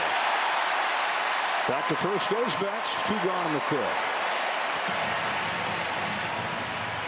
Fluharty's got lucky in that one. I mean, it's a deep out, and he left a breaking ball middle of the plate to inside, and Freddie just missed a 2-run homer, and I think that might be it. Yeah, just that 3-batter burst right there fulfills the 3-batter minimum that you have to face when you come out of the bullpen, and he's got a righty ready to go. Sir Anthony Dominguez coming on for Will Smith.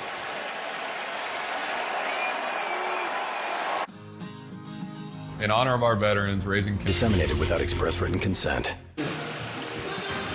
All eyes turn to Big Noon for a make-or-break game for number 2, Indiana. First time in program history they've been ranked that high. UCLA's gotten things going. 3 straight wins. That all starts at Big Noon kickoff, 10 a.m. Eastern, live from Bloomington on Fox. It's Sir Anthony Dominguez, who had a 1-2-3 inning in Game 7. On for Will Smith.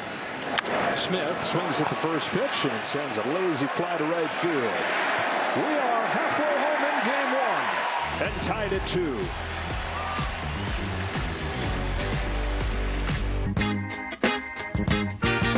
The big stuff. Who do you think you are? Mr. Big Stuff. You're never gonna get my love, Mr. Big Stuff. Tell me, just who do you think you are? Lease the new 2025 Tiguan S for $279 a month. Limited inventory available. Carne asada is back at Chipotle. It's our best steak ever. Fresh, no bad stuff. With garlic, Cumin, coriander. It's super tender. juicy. People love it. And it's so good with our new red chimichurri. You're gonna want to put it on everything. 10 out of 10 flavor. Pharrell happy performed pregame. Vladimir Guerrero, Hall of Famer, dad of Vlad Jr. in attendance, and Drake on his 39th birthday taking in the ball game. Springer takes ball 1. See you in LA, Kendrick. Hero from Game 7. Springer's over 1 for 2. They changed that ball in the second inning, first from the fielder's choice to an infield hit. 1 out of 2. One of the 6 hits the Jays have against Snell. Make it 7, his second. And they've been ready for that changeup. Yeah, they're getting more aggressive. They felt out the first 4 innings, and then the last really 4 or 5 batters have been real aggressive early, more like the Toronto Blue Jays. And that changeup that they saw a lot of in LA that absolutely crushed them. And I think he struck out 10 Blue Jays. They've made the necessary adjustment. And right here, first pitch, watch out, Snyder, if he gets a fastball. Yeah, Bush hitter, and then he settles in and goes patient, but he loves that first pitch. It was a curve that missed a little bit low. Well, Blake Snell's changeup, his first 3 games in the playoffs, opponents were 2 for 22 against it. Strikeouts in half of those at-bats. The Blue Jays are 5 for 10. That's because his fastball in those other games was way better than his fastball tonight. That makes a difference.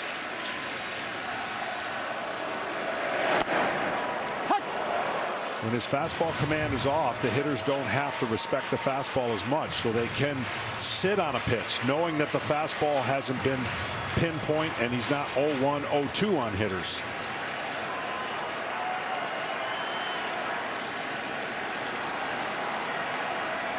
Here's 1-1 to Schneider in the dirt. And the height of his fastball really makes his curveball that much better. But when the height of the fastball is not in that strike zone, that curveball, anything they see spinning that isn't in a defensive count with 2 strikes, they're going to spit on it. That's what makes, again, Toronto, they've done a great job not expanding the zone. Pitch count goes up.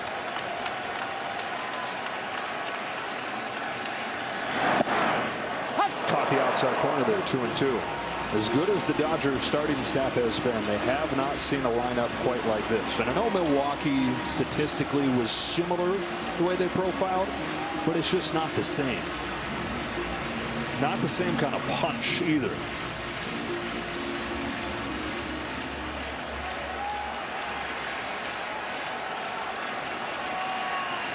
Springer aboard to start this inning, and a 2-2 coming after a toss over there. George stole a bunch of bases during the regular season, but in the championship series last weekend, he got drilled in the knee by a fastball. It was 97 miles per hour, and not feeling the fastest right now. Pretty good lead. Schneider stays alive. Well, Play Ball is baseball's global youth initiative to highlight the fun and accessible ways to play our great game. To learn more, including how to find a league near you, go to playball.org and follow @playball on social media.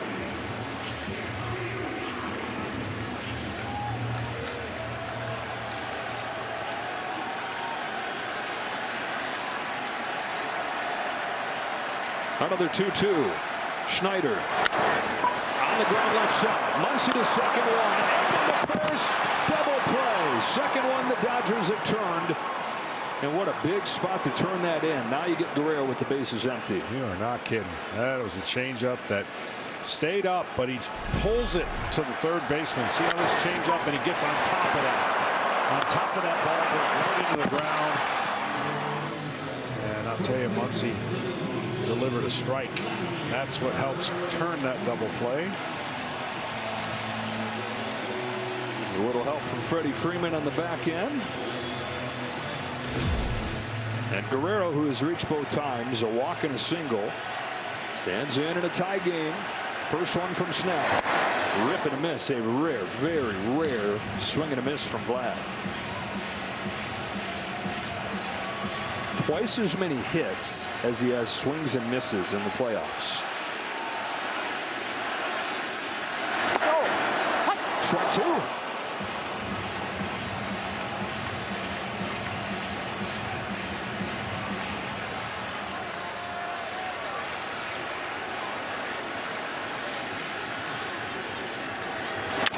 Broken back on a bounce to Tommy Edman from shallow center field. Double play ball helps Blake Snell face the minimum in the 5th and tied at 2. Any questions? How did you become the captain? Haven't you heard? I'm the Wicked Witch of the West.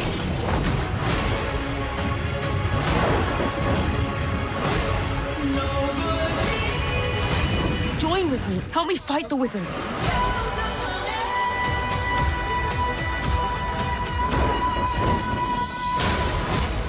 Rated PG in theaters November 21st.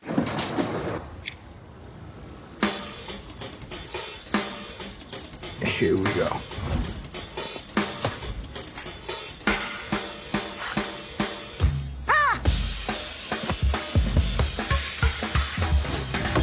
Oh, man. You won't believe Where I am. You won't believe Where I am. T-Mobile now has the best network. How will you use it? This is the farmer's dog turkey. This is also turkey. But only one is gently cooked to give your dog the nutrients they need without the ultra-processing. Get 50% off your first box only at thefarmersdog.com. Career Scouting Report is sponsored by Indeed. John, break these two teams down phase by phase. Yeah, starting rotation, you're going to give the edge to the Dodgers. Why wouldn't you? What they've dominated so far. And when the offense, you consider everything that the Blue Jays do, they get the check mark for offense. And the power goes to the Los Angeles Dodgers. They just do it better than anybody, starting with that guy. Defensively, Blue Jays are flawless. They play great defense. This one's the one you can make a little question mark. But I think the bulk and the amount of players that the Toronto Blue Jays will use out of the pen gives them a slight check mark because LA wants to condense theirs. Yeah, definitely does feel like that question mark. And the Dodgers just has not been really tested yet because the starters have gone so deep. You've got Blake Snell over 80 pitches, though, 5 innings into this game, and so the pen is going to play a larger role in this one. 5, 6, and 7 against Anthony Dominguez. Teoscar Hernandez 0 for 2 tonight. 1 ball, 1 strike. Now, there seems to be this sense that this is a lopsided matchup. Everybody thinks the Dodgers are going to roll in this series. Those people haven't watched a lot of the Blue Jays. No, that perception can be reality if you're watching nothing but the Dodgers. You're going to feel that way, and you would have no reason not to. But the Toronto Blue Jays in this postseason have collectively 1 through 9, and just all the assets that they put forth are a tough out, and it's going to be a tough World Series for either team to win. Hernandez on 2-1, swings to a center cut fastball. And these Jays seem to have something about them where they just kind of like being counted out. Not many people thought they'd be any good after they finished in last place. They were below 500 2 months in. Yankees pushed them down the stretch. They hung on to win the division. And then in the championship series, they lose the first 2 games at home. They fall down in game 7, but they just keep getting up and coming back at you. 2-2. Strike 3 with a pinpoint heater.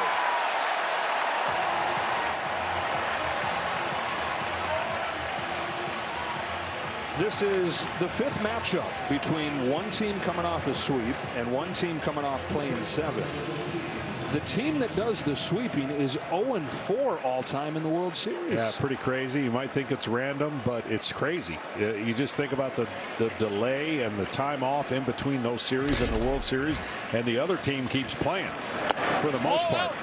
Lately, the off days have gotten a little bit more in this postseason, whereas in before it was a little closer.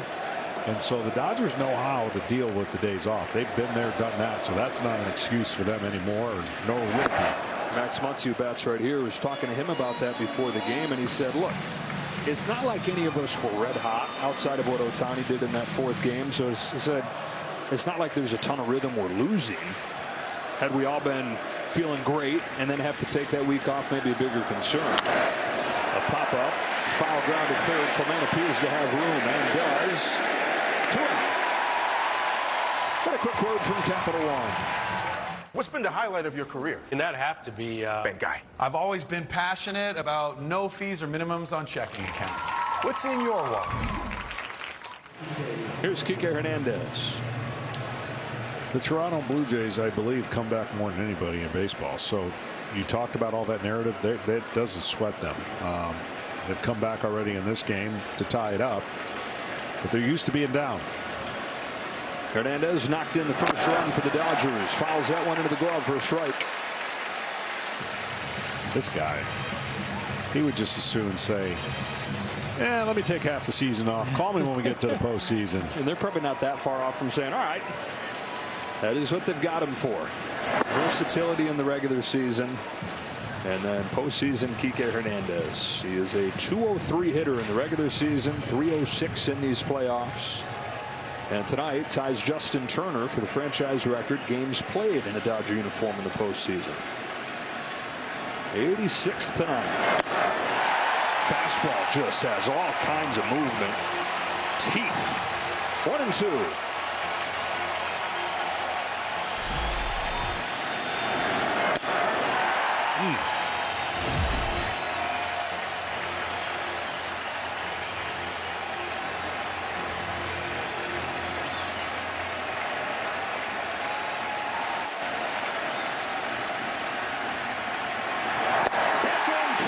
For Sir Anthony Dominguez. Struck out Teoscar Hernandez looking. He gets Kike Hernandez swinging. Middle six, tied up in game one. Ever changed a tire before? Don't panic. I'm going to walk you through it step by step. I just wanted to have... Downstairs, the Blue Jays have gotten 5 hits on that pitch tonight. That's the most that Snell's given up on the changeup in his career. Bichette in his first game since September 6th. Tries to lay off the change and does. Ball 2. Bichette's looking for that middle in that he hasn't seen. Everything's been in off the plate or away. That's why he's hit 2 balls to the right side of the infield. If he gets one middle in, he's looking to launch and pull. 2-0. 3-0. Great patience for a guy who hasn't seen live action in a long time. Simulation games only can do so much. Tracking baseballs can only do so much. In-game live action. Trusting your mechanics. The green light to try and break this tie. Pitcher's pitch, 3-1. Mark Pryor on the bullpen phone. Emmett Sheehan has grabbed the ball. 88 pitches for Snell. 103 his last game. Full count.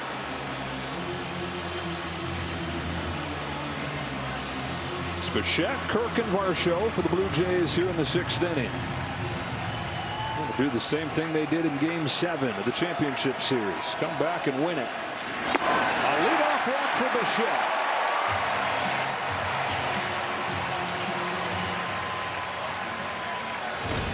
Well, when you want to see Snell, these are the hits that he's given up. And a lot of them on those changeup that you're talking about. There's the fastball, the one that's red right down the middle, but the other one's in the zone. And they did a great job. Some of them soft hit, some of them hard hit. But they have pushed Blake Snell to the limit. And probably his last inning at 90 pitches. And Bichette's going to get the old pinch run to job well done. Well, improve a couple things here with Isaiah Kiner-Falefa coming in. Obviously the base running, but also the defense into the late innings. Alejandro Kirk. Go ahead run aboard for the Jays. Kirk bounces one through. Base hit right field. Kiner-Falefa stops at second.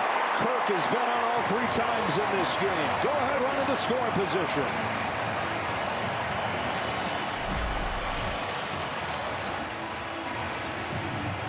We're going to get a mound visit. Another great piece of hitting from Kirk. But I wonder in this situation, even though he hit a home run, Varsho, I wonder if we see a bunt here. After a 2-run homer, could there be a situation where a guy bunts?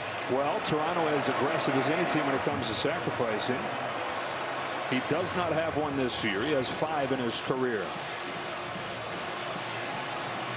Statcast powered by Google Cloud. His 2-run home run in the 4th inning. His 3rd of the playoffs. There you have it, right down the middle. Perfect swing.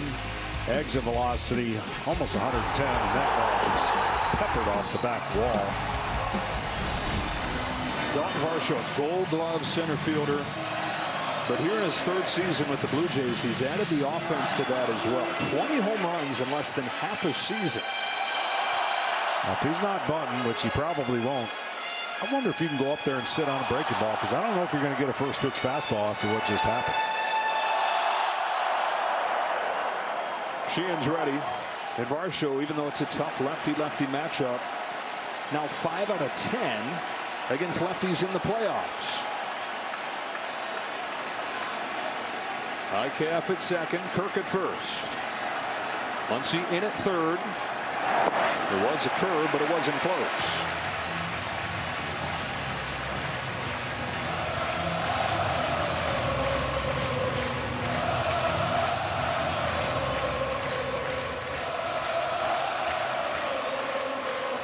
Blue Jays instant pressure all postseason. 366 leading off.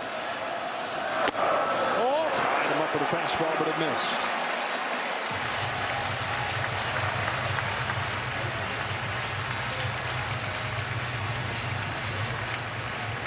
You know, he's behind in the count. This has got to be a 2-0 slider.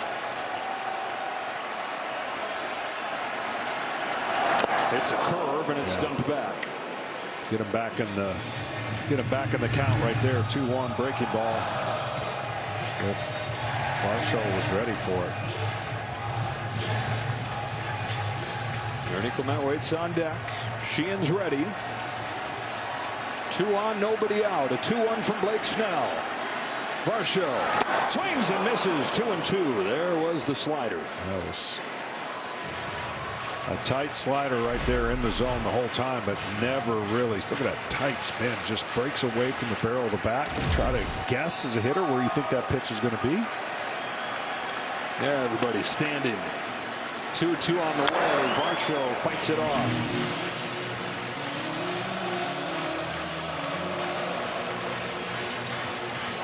Fathers and sons, we know about Vlad and Bo Bichette. Dalton's dad, Gary, was in the big leagues. Named him after his old teammate. And Darren Dalton. Another 2-2. In the dirt, and it's 4.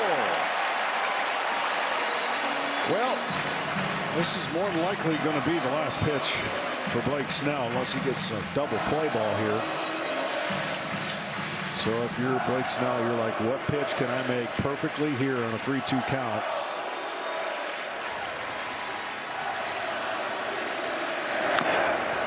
Almost made it. Pretty darn good. Yeah. Great job by Varsho to stay alive. Jays doing what the Jays do. Just so hard to put away. Blake Snell was getting misses on about half his swings in the postseason coming in. That's down to 20% tonight. Go ahead run at second, 6th inning. Another 3-2. Curve is drilled down the line. Foul.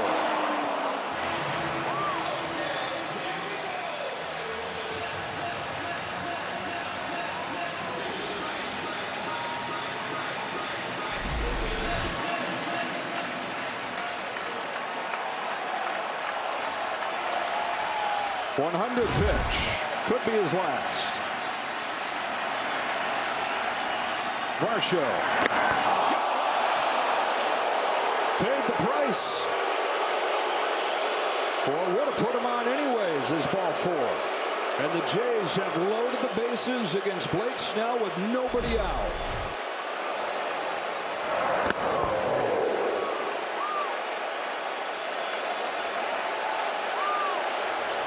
That's the last pitch that Snell will throw. And a guy who is historically dominant the first 3 starts of this postseason meets a different kind of match tonight. The Dodger bullpen forced into this game earlier than they're used to this October. Game on the line here in the 6th. Only the Service Now platform connects. Emmett Sheehan for Ernie Clement. Tie game, bases loaded, nobody out. Chopper foul. Had to get that out of the way. You knew Ernie was going to be swinging. Absolutely. And Emmett Sheehan, he throws 100. I mean, the ball comes out of his hand and explodes. Started him off with a first pitch slider. These are the situations I say a ground ball to short is a double play, but it's a run. Making contact is what Toronto does well. Middle infield back, corners even with the backs. Clement starts his run through. Blue Jays take the lead. Station to station, 3-2. Ernie Clement delivers again. There's just something different about this team when runners get on. Hyper-focused, yeah. Committed to their plan, yeah. But making contact and taking advantage of pitches that don't break out of the zone. Doesn't mean they're going to go on and win the series, but everybody who thought that this was going to be a fairly easy series for the Los Angeles Dodgers, you're getting an example of why it won't be. And the biggest key, go back to what we talked about at the beginning, will be for the Blue Jays to get into this pen. With a 29-pitch first inning where they did not score, they got the ball rolling. I'm getting that pitch count up. Snell leaves the game with nobody out in the 5th inning. And our pinch hitter is going to go up there for Miles Straw. This is Nathan Lucas. You wonder how decisions are made and how decisions based on situations change. And the Dodgers were a moment away from kind of blowing this game open. They could have at any point, but because they only scored 2, it allowed John Snyder to use his pen and this lineup to stay in the game, and now they're a hit away from getting some serious breathing room. And the Jays like what they have coming off of the bench with a righty in the game now. Lucas, normally their 2-hitter. Swings and misses at a good slider.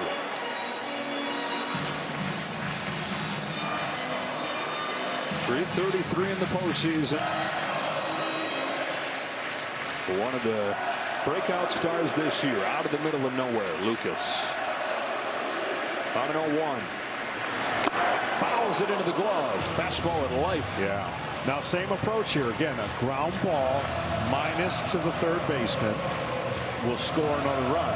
Kirk's going to have to get a bigger lead than he's getting at third base, though.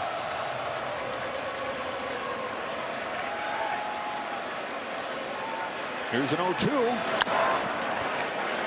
That lead at third, if they hit a ball hard to an infielder, they're going to throw him home, throw it out at home, rather than trying to turn a double play. With Muncy that far off the bag, he has to at least get the distance between third and Muncy's distance. You're saying even the middle infielders could come home? Absolutely, if he hits it hard enough, because of the lack of speed out of Kirk. Another 2-strike pitch. Lucas leaves it up.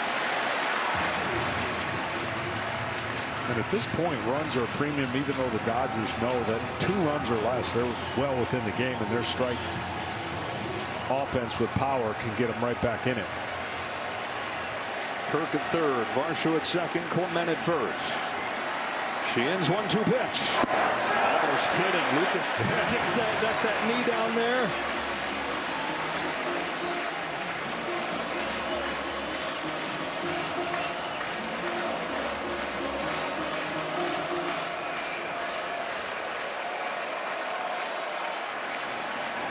Lucas pinch hitting for Straw. The 2-2. It's bat to ball lineup. He has the highest contact rate of any of them. Nathan Lucas spent a decade in the minor leagues. Said he was this close to hanging it up. 31 years old, getting his first real shot this year. Bases loaded, nobody out. Another 2-2 pitch.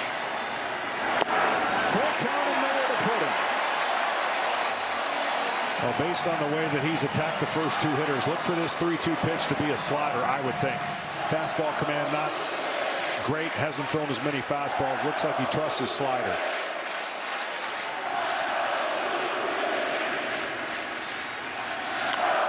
Fastball popped up. Muncy over.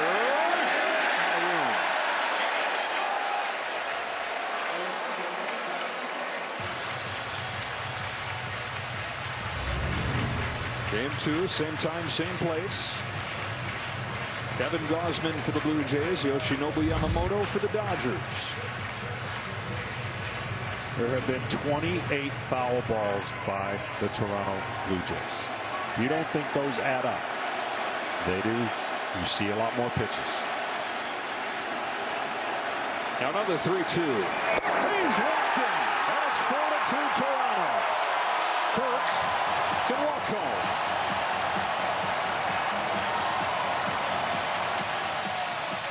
And he's glad he's walking home.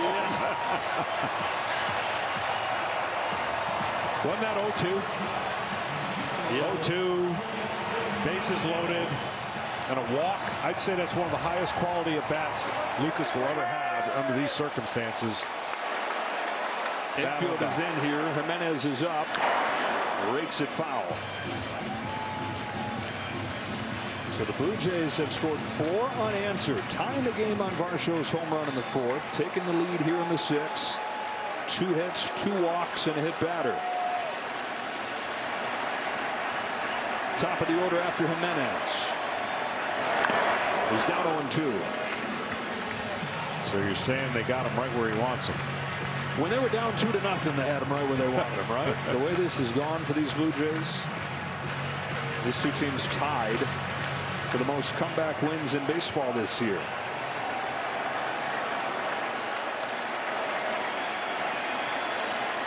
And it's Sheehan's 0-2.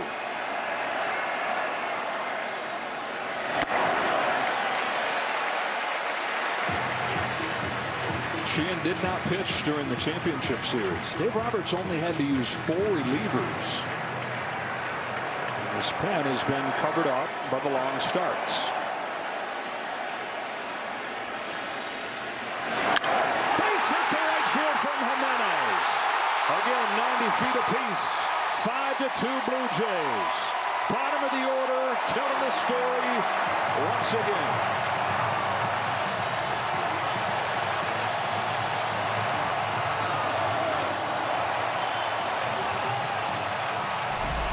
They're tough at home. The splitter there just hung in the zone. They're tough with runners on. And if you talk to their manager, they're tough, period.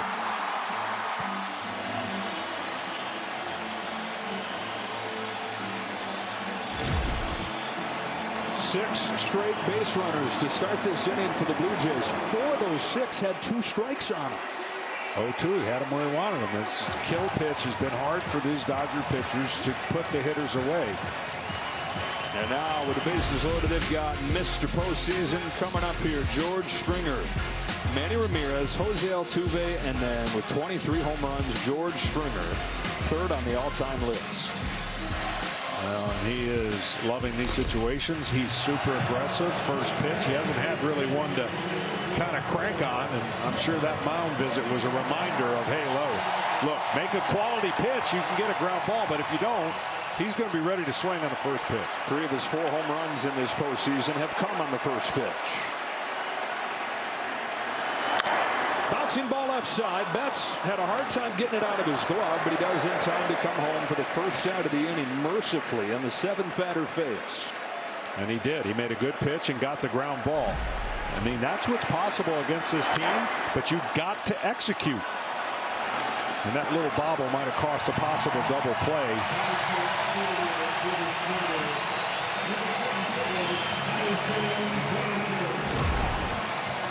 So Betts with a nice play. Another pinch hitter's coming up here. John Schneider sends up Addison Barger. Yeah, and a team full of guys feeling good. He's right up near the top of the list. 353 with 2 home runs his last 5 games. If you want to see a hard swing, and we may have to wait to see it, this guy can swing hard. Or they get cheated. They call him Bam Bam. Bam Bam's going to face Jack Drive. 5-2. The Blue Jays have broken the tie with 3 runs here in the 6th.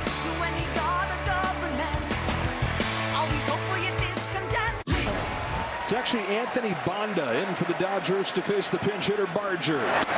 Lays off ball 1. Here's what Barger wants to do, knowing who's on deck. Fly ball, and even a strikeout's not the worst thing in the world. You just don't want to hit a ground ball double play. And he knows that. He's going to try to lift the ball and keep it off the ground so he can at least guarantee Guerrero up. Fouls off that high fastball. Down to Tom Verducci. Dodgers, as you know, Joe, the top swing and miss team in the National League this year. This inning alone, 15 pitches thrown with 2 strikes, no swings and misses, all runners reach base. Barger ahead 2-1. The bullpen depth lacking for the Dodgers. And they go to Sheehan, who hadn't pitched since the division series. Gave up a run in all 3 games that he pitched in the division series. Comes in here, struggles. Barger sends a towering drive. Right center field. Kiss it goodbye.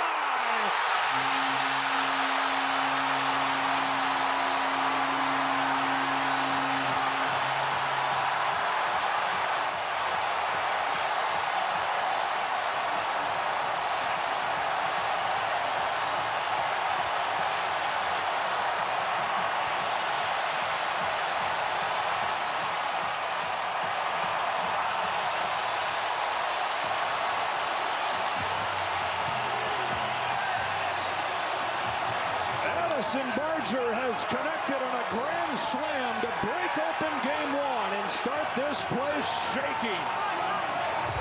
Well, he hit a fly ball, and he guaranteed his teammate was going to come up, but I didn't see a situation where his teammate might come up with nobody on. And that grand slam, wow. I mean, this is a high breaking ball, and we talked about him. You want to see a hard swing? That was a hard swing.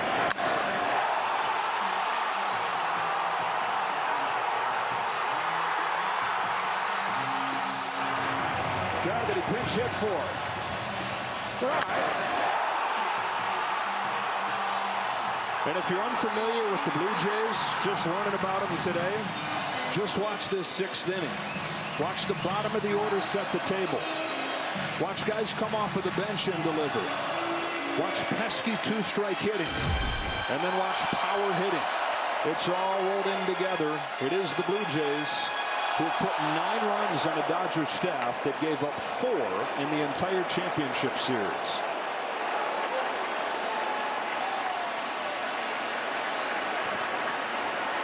They've batted around. Into shallow center field. Here comes Pages. That's down.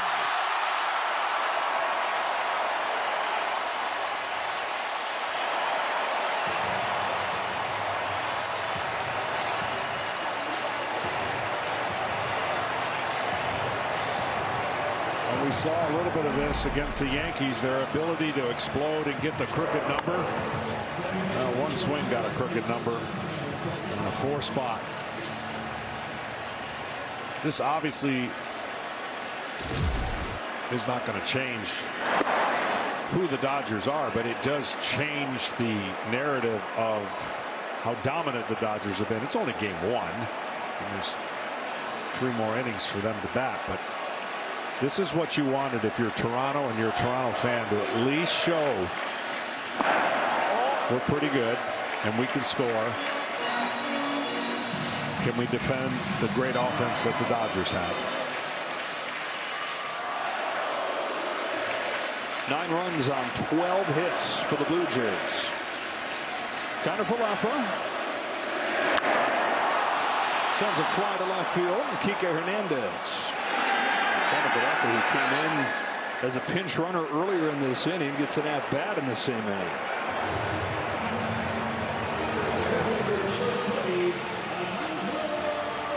And now it's Kirk, who had a single, it seems like forever ago.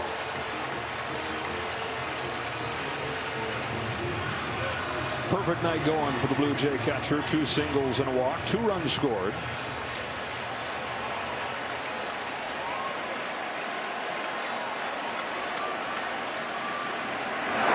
The Blue Jays have as many hits as they have swings and misses. Yeah, it's incredible. This guy fits the mold so well, though.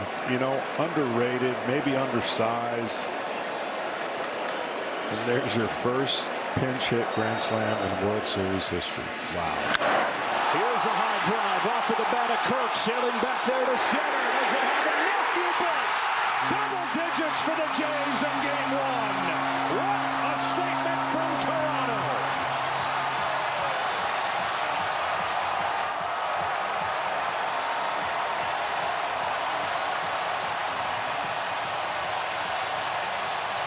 Like I said, he's the perfect guy to talk about what the Toronto Blue Jays kind of do.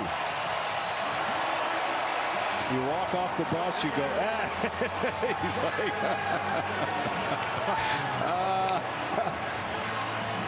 he said, I'm going to need a tailor for this.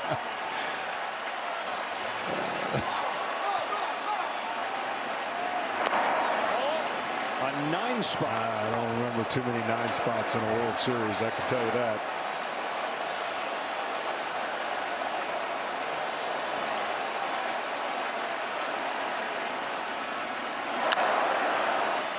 Fly to shallow left field. I mean, this is mind-blowing right here. A Dodger pitching staff that gave up 4 runs in 4 games gives up 9 runs in 1 inning. Addison Barger has his place in history with a pinch hit grand slam in the Fall Classic. They've been waiting 32 years for this. Oh my gosh, they're saying tears are flowing in game 1 in Toronto. We're back after a local word from your local Fox station. No one knows what it's like to be the bad man. As Braden Fisher comes in, faces Tommy Edman, misses in with his first pitch. A 9-run bottom of the 6th for the Blue Jays. That's the 3rd most runs in an inning in World Series history. Tigers did it in 1968. They had 10. And in 1929, in the greatest comeback in postseason history, Connie Max A's scored 10 runs in the bottom of the 8th inning to win a game against the Cubs, 10-8. 3-0 on Tommy Edman.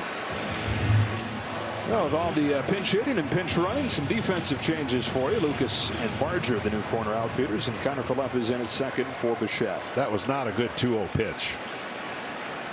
With a 9.9-run lead to throw a 2-0 breaking ball. How about a 4-pitch walk? Yeah, that's not going to get your manager in a good mood because there's no reason for that.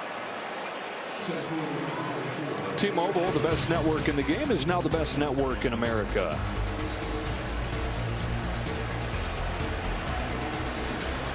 You get a 9-run lead, you got to make them hit the ball all over the ballpark to get on base.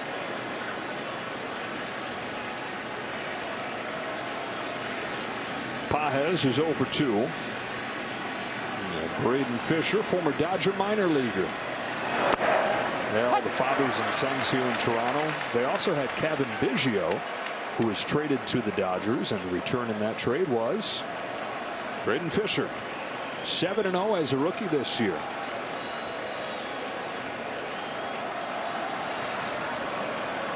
Big righty's 0-1 to Pages. He is upstairs, 1-1.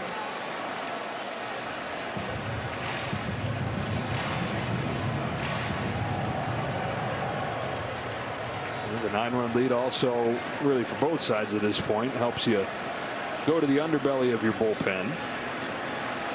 Reserve the top arms for game 2 tomorrow. Yeah, the Jays had to come into these 2 games saying we got to take one of the 2. Yeah. Yeah, they look like they're on their way to doing that. Yeah, they protect home. I mean, I know they didn't do it against Seattle, losing the first 2, and then they came back and won the final 2.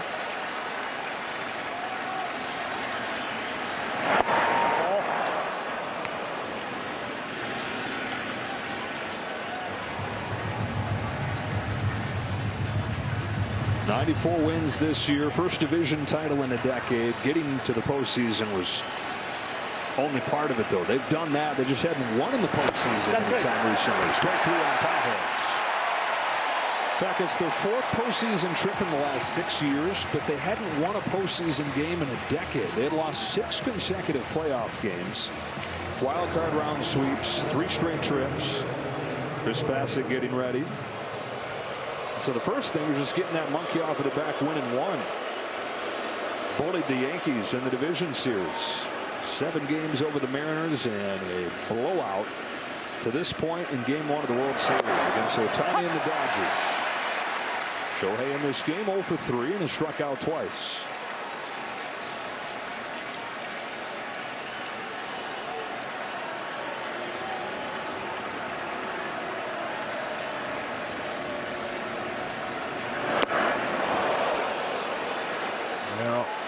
They're going to see someone equally as nasty from the right side tomorrow with the Dodgers, Yamamoto. So what they did to Snell, they're going to try to do to the great righty.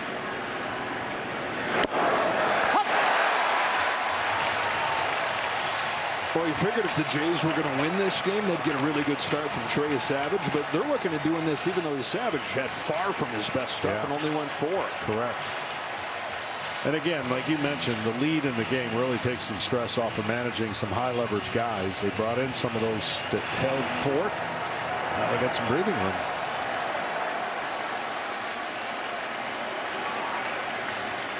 Fisher to Ohtani with a 1-2.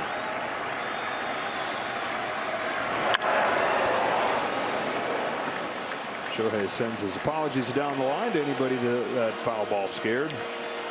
Really got to be careful with the amount of breaking balls that he's showing Ohtani in the middle of the zone. It cannot stay there. It's got to go to the back foot and down. Left it there, hit in the air to right field. Back it goes. It's gone. Yeah. Sky scraping home run from Shohei Ohtani. Left it over the plate, and Ohtani didn't miss. Just can't do that to a great hitter. That's the fastest run around the bases I've ever seen. Right on the heels of Tommy Edman. Fourth home run the last 2 games for Ohtani, and it's 11-4. You just see it coming, and it rolled right there perfectly for him, and that swing has been done a lot this year. Is that over 60 now? That is 61. Okay. Well, now it's a 7-run lead. And we talk about easy decisions for John Schneider in the bullpen. Probably doesn't have to get a whole lot closer before that shifts the strategy. Although even seeing Chris Bassett, that's a guy wouldn't you put in the bucket of higher leverage, even though it's only been a couple times? Or is he still yes and no, just because of the lack of times he's been out there. And this would be a good chance to get him in there. And then you can use him as the series goes longer. If it does, you can use him in the back end and just feel more comfortable with his reps. Still a good chance to kind of validate what you've seen so far. Converted starter is awesome in Game 7 out of the pen. That's one around, 2 out. There's the difference. You got to get that breaking ball down below the zone. You show these great hitters the same pitch over and over and over again. If you don't make this kind of pitch right here, success rate's not very good.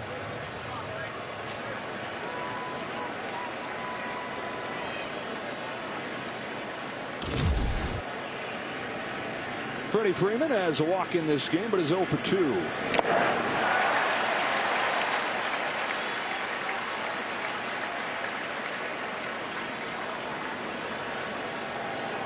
Pitching staff that have been untouchable breaks in a big way in this game, and an offense that has not really clicked.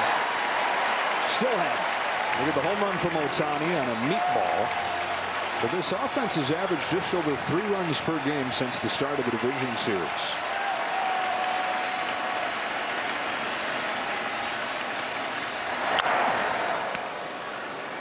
I'm just amazed that guys that have a 97-mile-an-hour pitch, it's a show pitch.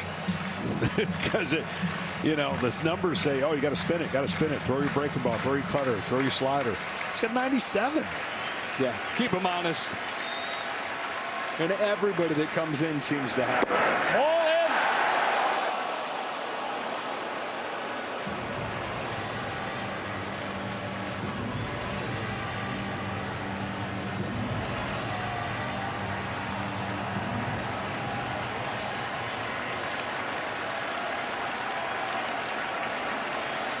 One-two Freeman climbs the ladder to get to that. In right center field, Barger to finish off the top of the 7th. Ohtani goes deep, but the Jays still with a bunch of breathing room as we stretch. It's the dog park with all the dogs there. By T-Mobile, now the best network in America. And by Progressive. Progressive is helping veterans drive their lives forward with its Keys to Progress program. You want to go up there tomorrow? Not really. Not a big heights guy. Ernie Clement takes a strike from Justin Robleski. Robleski makes his postseason debut here. Alex Vesia, who is a key piece of the Dodger bullpen, certainly the top left-hander down there, is away from the team for this World Series for a personal family matter. And so Robleski gets his shot. Ernie Clement having done it again. 2 more hits today. His average for the postseason up near 500.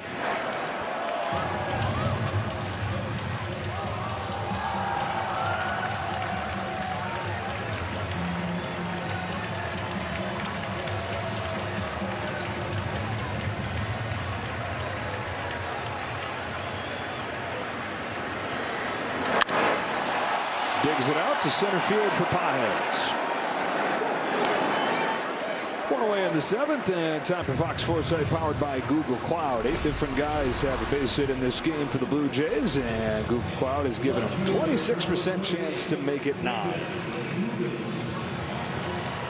We had all 9 guys in Game 7 of the championship series get a base hit. And Google Cloud powers these insights built with Gemini.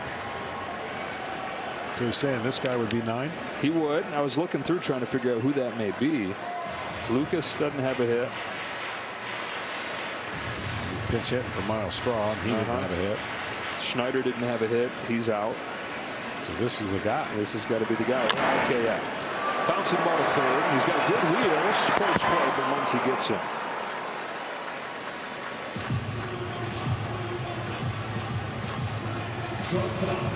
Well, for a semblance of optimism, Dodger historians will look to the 1959 World Series, the first that they won in Los Angeles when they dropped the first game to the White Sox 11-0. Came back and won that series in 6 games. I still can't believe over the stat we just threw out there so nonchalantly. It's still 1-11 on the road in game 1 of the World Series, and it took Sandy Koufax to get him the 1 win. That doesn't even seem possible. You know, the fact that this series begins here in Toronto is only because of a game on a Sunday afternoon in August. These teams met up.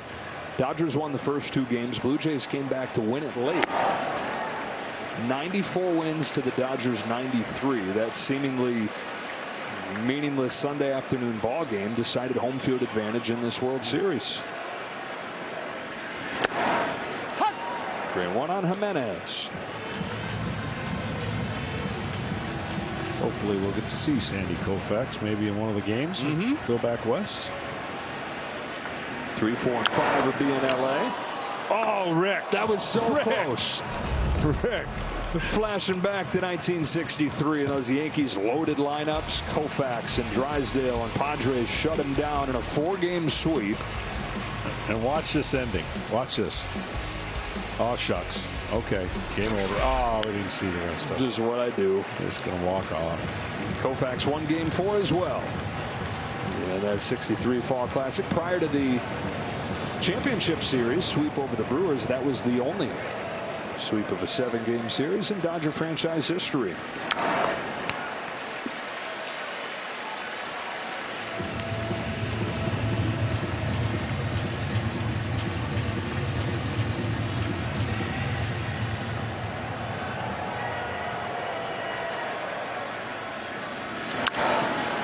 To the second, and Tommy Edman. And Justin Robleski in his postseason debut has a 1-2-3 7th inning.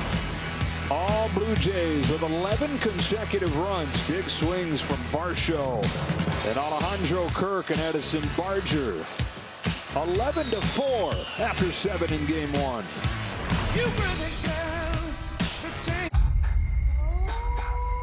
Can't take this feeling like I'm on so high. I got no doubt. This life ain't got no feeling like that.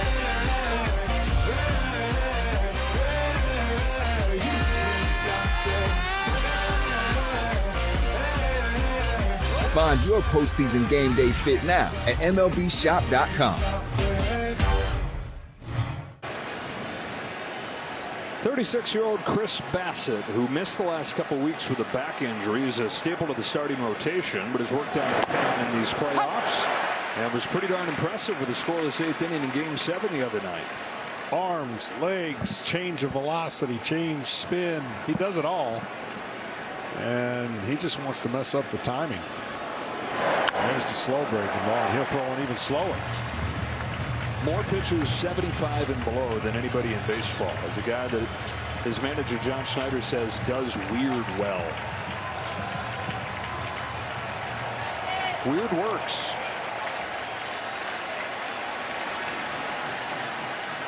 There's 0-2 to Will Smith. Fortifying this pen. The bullpen in game 7. Just 1 run over 5 1/3. They got some help from Kevin Gausman there, but certainly if Bassett can emerge as a key piece, that changes things. Bounced off of the plate to first. Guerrero with an easy one for the first out of the 8th. Want some MLB trivia? Just ask Siri. What team has the most World Series titles? That'd be the Yankees, who the Blue Jays dispatched in the first round of these playoffs. Teoscar Hernandez here with 1 gone in the 8th. Dodgers trying to win their 9th. And it appears it'll be in comeback fashion if they're to do it. Jays looking for their first since their back-to-back titles in 1992 and 93.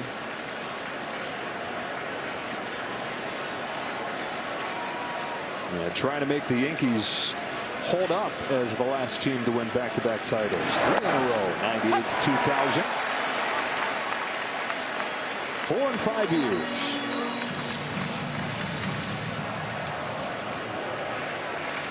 I won't go any farther than that. We started it for them. Going to Teoscar Hernandez. Matter of fact, Blue Jays are the last team, or the first team to do it since the Yankees, when they lose their first 2 games at home and come back and win a series. Yeah, that had only happened 3 times out of the 28 times that the home team had dropped the first 2 games of a home series. Down 2-0 to come back and win it, having lost home field advantage.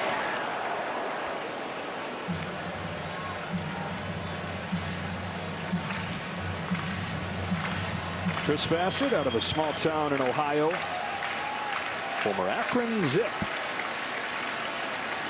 Home with a 1-2 pitch.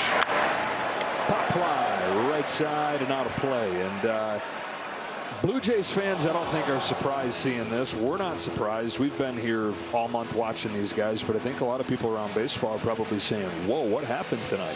Yeah, for sure. I mean, perfect scenario for Toronto is you got the layoff for LA. They were super dominant. You got the starting pitching on a roll. And the Blue Jays offense, like, we'll take on anybody. We've taken on some really good starting pitching so far. What's the difference? And they're proving there is no difference at this point. It's only game 1. But when you look at the on paper, and that's the beauty of on paper, it looks great on paper. You got to go out and execute. And they did. And they executed a perfect game plan against a great pitcher in Blake Snell. They've got their ace going tomorrow, Kevin Gausman, who, why did he start game 1? Well, the relief appearance that he made in game 7 on Monday, he said he was still feeling the effects of that. He wanted to get that extra day in. So Gausman in game 2 and Yamamoto on the other side. Before the series shifts to LA. Game 3 will be Monday there. Yeah, the Dodgers had the Savage on the ropes, and although they got to 2 runs, as we look at the matchup for tomorrow, they could have gotten some more and would change the dynamic of this game. Yamamoto's coming off the first complete game in the postseason in 7 years, back to Justin Verlander in 2018. Gausman, 3 starts in the playoffs, almost identical lines in the 3 of them, 5 2/3 each time. He's not been able to get through that 6th. Strike 1 on Max Muncy.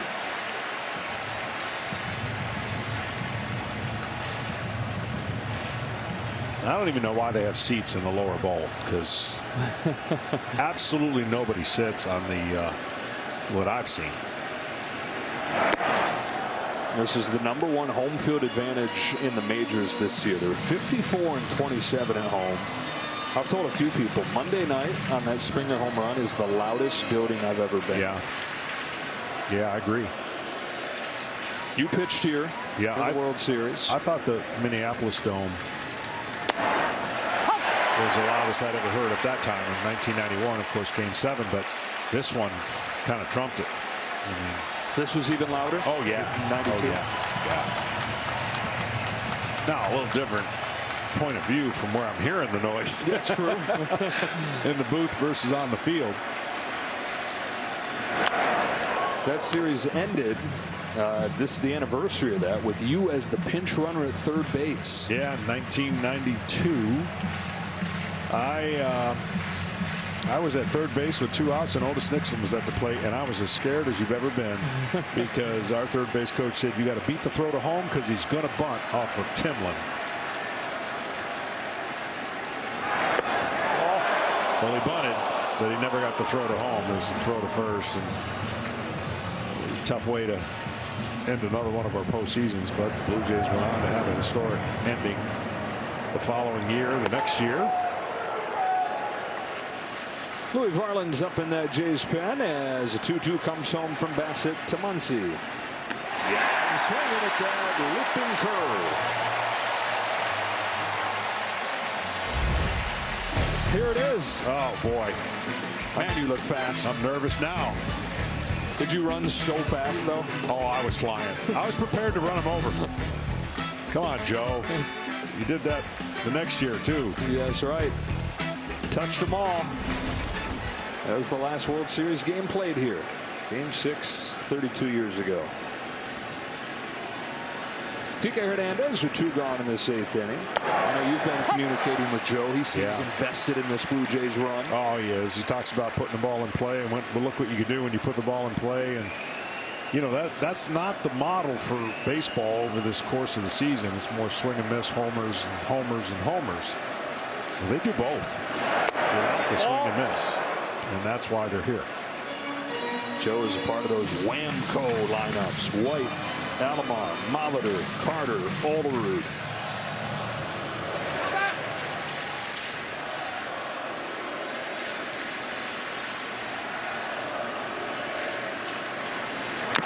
That 93 team had the top 3 hitters for average in the league. Olerud, Molitor, and Alomar. He didn't tell me this, but if I'm him, I'm probably thinking, come on, Blue Jays, get back there so we can bring back those memories. That's right. Wake up the echoes. Would not be surprised to see Joe make an appearance here at some point in this series. Hernandez down swinging. And the Blue Jays and their fans who have waited. He probably wasn't even alive in '93. Loving it. He was. She was. No matter when they were born or where they're from, they're having a blast in here tonight in Blue Jays colors. This is Judy and Pedro. They just bought their first home and are learning more than an SUV. It's your tour guide and your boxing ring. It's your dugout and your safety check. It's your bedtime.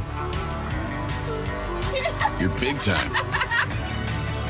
And your makeout booth, too. It's more than an SUV. It's your Equinox. Chevrolet. Together, let's drive. Top of the order for the Blue Jays. George Springer comes out of the batter's box swinging.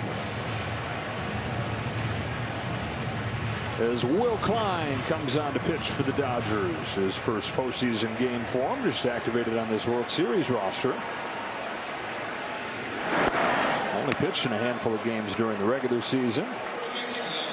2.35 ERA over those 15 innings of work. Yeah, it looks to cover up the final 3 outs of this game. 11-4 the Blue Jays in front, and the strength of a 9-run 6th.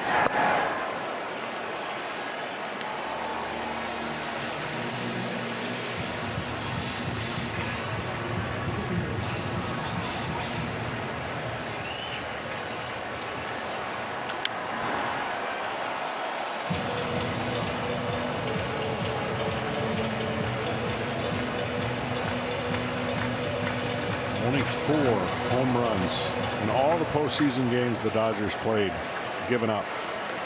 Tonight, 3. Huge. Springer sends a fly ball to left center field. Kike Hernandez is there for the first out. Wear the gear that makes champions. Check out the largest collection of authentic gear. Dugout to doorstep. Grab official World Series gear just like the players were at MLBshop.com. Cito Gaston, who is the manager of the championship teams in '92 and '93. Ceremonial first pitch. And a guy that tries to join him as a World Series winning manager in Toronto, and John Schneider caught the first pitch. Great hand for Addison Barger. The pinch hit grand slam his last time. Down to Ken Rosenthal. Joe, believe it or not, Addison Barger was small growing up. He told me he was 5'1", maybe 100 pounds as a sophomore in high school. Got another base hit here, Ken. Go ahead. By the time he was a junior, he was 8 inches taller. So the Jays drafted him in the 6th round of the 2018 draft. He was still slightly built. So during COVID, he devoted his time off to getting bigger and developing more power. Listen to this.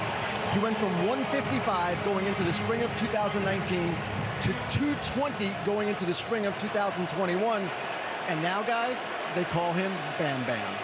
That's 70 pounds in a short time. Strikeout Vlad Jr. Addison, the youngest of 3. They all like playing baseball, so their dad built them a field outside their house in Florida. Oh, ouch. Yeah, they were born in Seattle. We were talking about that during the championship series, but then moved to Florida when he was 5 years old, and they had this big, sprawling property. And after a short time there, Dad brought in a real, actual crew to make this amazing baseball field that they practiced on every day. He homeschooled, and so it was baseball training for a lot of his life out there. House was beyond the left field wall. He was a switch hitter and hit the house one too many times, so he had to take his hitting off of the field into the cage that they had, but did all his fielding work out there. Can you imagine that? Your own field of dreams looking out your back door. Gunnar Henderson of the Baltimore Orioles had the same thing growing up in Alabama. Here's a back spinning fly ball to right center field. Paje says that he has it and does. And now we get a quick word from Loan Depot. Rates are dropping. Now may be the best time to buy a new home or refinance. Check out the site now to see how Loan Depot can help. But seriously, this is only a 10-second ad, so you should get started now. All the Little League dads are getting on the internet looking up places they can call to build fields for their kids out back. 2 out, Isaiah Kiner-Falefa. He's one of the hopes to fulfill the Google Cloud thing. Yes, right. 9th guy with a hit.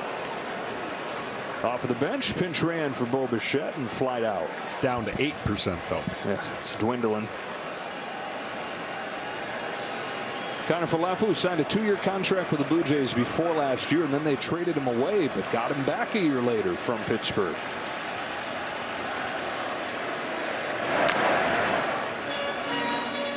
Your team, your players, baseball your way. Follow all the World Series action in the app. #1 app for live baseball.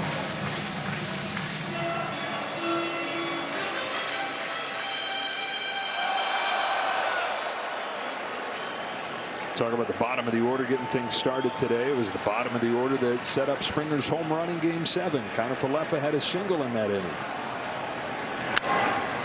Blooper, left center. Hernandez is there. And that does it for the Jays in the 8th.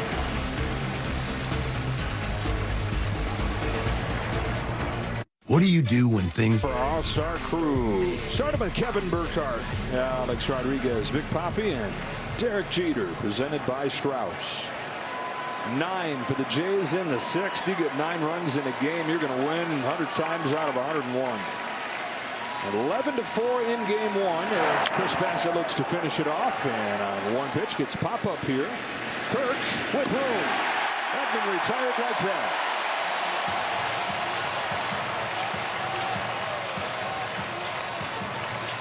I said Bassett, it's actually Eric Lauer that is coming to the game for the Blue Jays. Left-hander, another guy that was a starter for a good chunk of the regular season.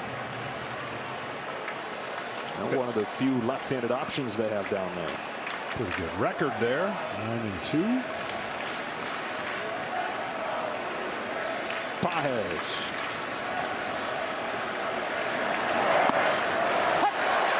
Magic number 5 is typically what you hear about the Toronto Blue Jays. You get to 5, I think they only have 4 losses on the year. They got to 11. Coming into this postseason, they had 4 double-digit scoring efforts in their postseason history. This is the 4th time in their 12 games this October that they've scored double digits. 11 runs on 14 hits, 3 of those home runs. Ball 2 on Pajes. This game started similar to the Game 1 against the Seattle Mariners, where they looked a little rusty early, hadn't scored any runs, and didn't score many at all in that game against the Mariners. In fact, the first 2 games did not. Pajes into right, hangs up for Barger. 2 gone in the 9th. But then they got it going on the road, and when they get it going, they can go. One of the lone bright spots of this game, Ohtani's 6th home run of the postseason. It merely made it a little bit closer, but inconsequential.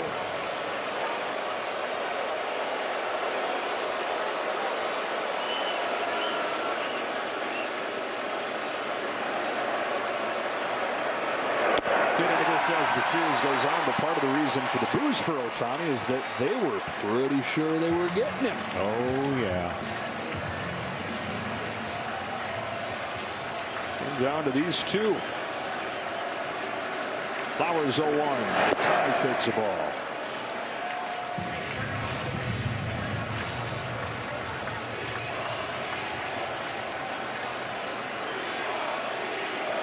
We don't need him is the chant.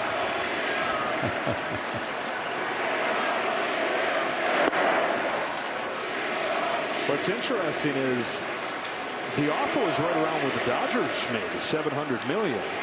If that deal happens, chances are Vlad Jr. doesn't. $500 million that they wanted to spend on Ohtani went into that man's pocket. It was the first sprinkle of magic in this 2025 campaign.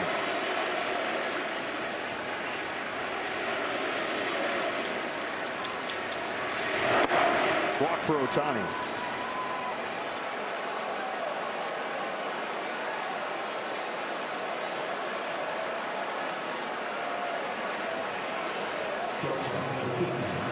And it brings up Betts. They said Shohei gathered all the gear that they had laid out. They put together a little locker for him at the team facility on his official visit. And they're watching out the window as he leaves. And his dog's got the Blue Jays dog jacket on. He's got a bag full of Jays stuff, a hat, and a jersey. And they're thinking, oh my gosh, he really dug it. And John Schneider's joked with him in the last year. We haven't seen him. Hey, when are you going to give us our stuff back? Well, you don't get to keep that Jays hat. Painting was a gift. I'm taking it with me. Oh, it's close to a pickoff.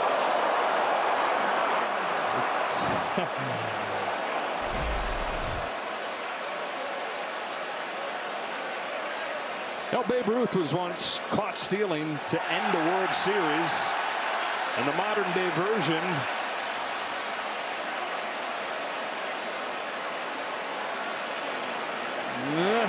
pretty darn close. They're going to challenge. Ball at first base.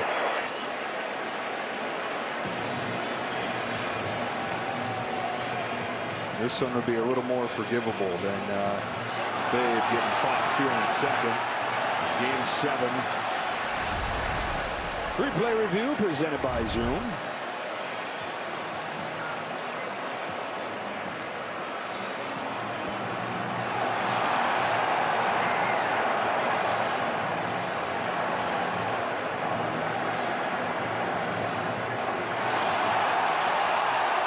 Really close. Call on the field is that he is safe.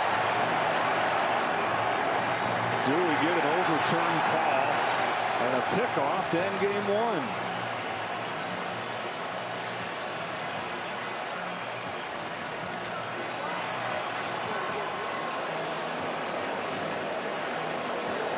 Why not, says John Schneider. He took our hat. We're going to try to take the game. Game 4 of the World Series in 2013. Colton Wall was picked off. And Ohtani will not join that reel.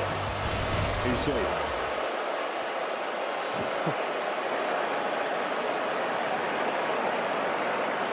It was close, and he knows it.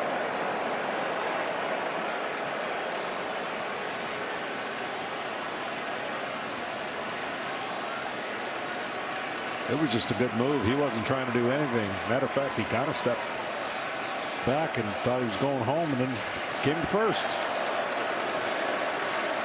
0-1 on Mookie Betts. Hitting a walk in this game for Betts with a run scored. Run that he scored in the 3rd inning made it 2-0 LA. 11 straight for Toronto.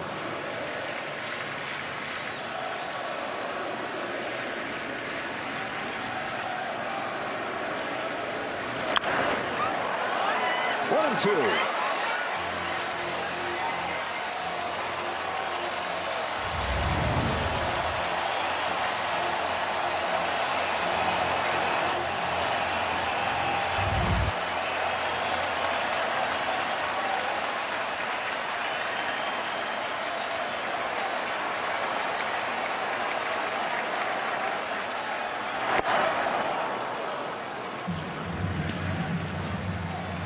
Get ready for the splitter tomorrow. Kevin Gausman, Yoshinobu Yamamoto. Two guys that throw it as much as anybody. Nasty ones. Pitch of the playoffs.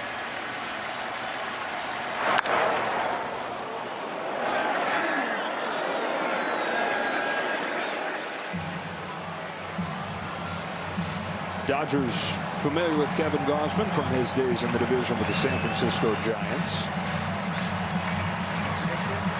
Yamamoto did not pitch in that series in August.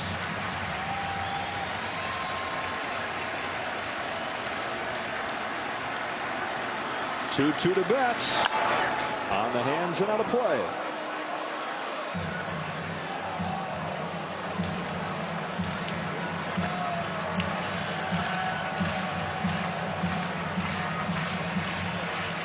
Only 4 innings from Trey Savage in this game. Grinded through it, held him to 2 runs. Fluharty, Dominguez, Fisher, Bassett, Lauer to finish it. Statement made by the Jays in game 1. They pull 11 on this dominant pitching staff.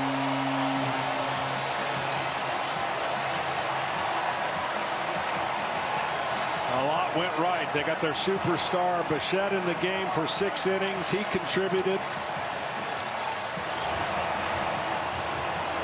There you see the stats on a sweep versus 7 games series. Well, we mentioned that the 4 times that one team swept a series and the other played 7 met head-to-head in the World Series. The team that did the sweep 0-4 in the World Series. Not just 0-4 in the World Series. They've only won 2 games total in those 4 World Series. John Schneider's team just keeps on going. 11-4 over the Dodgers in game 1 of the World Series. First World Series game in Canada in 3 decades. And they did not disappoint. All around great day. What a great start. National anthems that were sung. Electricity in the stadium. It was dimmed there for a little bit, 2-0, and then it went crazy. Started with Varsho's home run that tied it, and then the 9-run explosion in the 6th inning. Dodgers now 1-12 in World Series game 1s on the road in their franchise's history. So if they're to repeat as champions, it'll be in comeback fashion this year. Down to the field we go. Ken Rosenthal. In a moment. As much as I love Ken, we're going to do Tom Verducci first. Well, thanks, Joe. Ernie Clement, I want you to describe for me what happened in the 6th inning. 12 batters came to the plate against 3 different pitchers. 9 runs scored. No swings and misses on 2 strike counts. Yeah, I mean, that's the epitome of our offense. It's a collective effort and everybody just doing their job. Tell me about the atmosphere here tonight. These people have waited 32 years to watch a World Series game. You have the best home field advantage record in baseball this year. How much of a factor was that tonight? Yeah, it's been special. You know, they bring it every night. It's the last few months, honestly, they've been selling this place out and giving us a ton of energy. So we're lucky to have these fans. It's a 7-game series. You're out in front with Kevin Gausman taking the ball in game 2. How do you like your position? Yeah, that's the guy we want on the bump. We just got to keep rolling. Thanks so much, Ernie. All right, Tom. Thank you. Back to you, Joe. Many swings, few words. Ernie Clement. Guys getting ready for the post-game show. All Blue Jays in game 1, 11-4. Taking down the defending champ. After the break, the Strauss post-game. Kevin Burkhardt and the guys take over. Recap game 1. Get you set for game 2. Yamamoto for the Dodgers. Gausman for the Jays.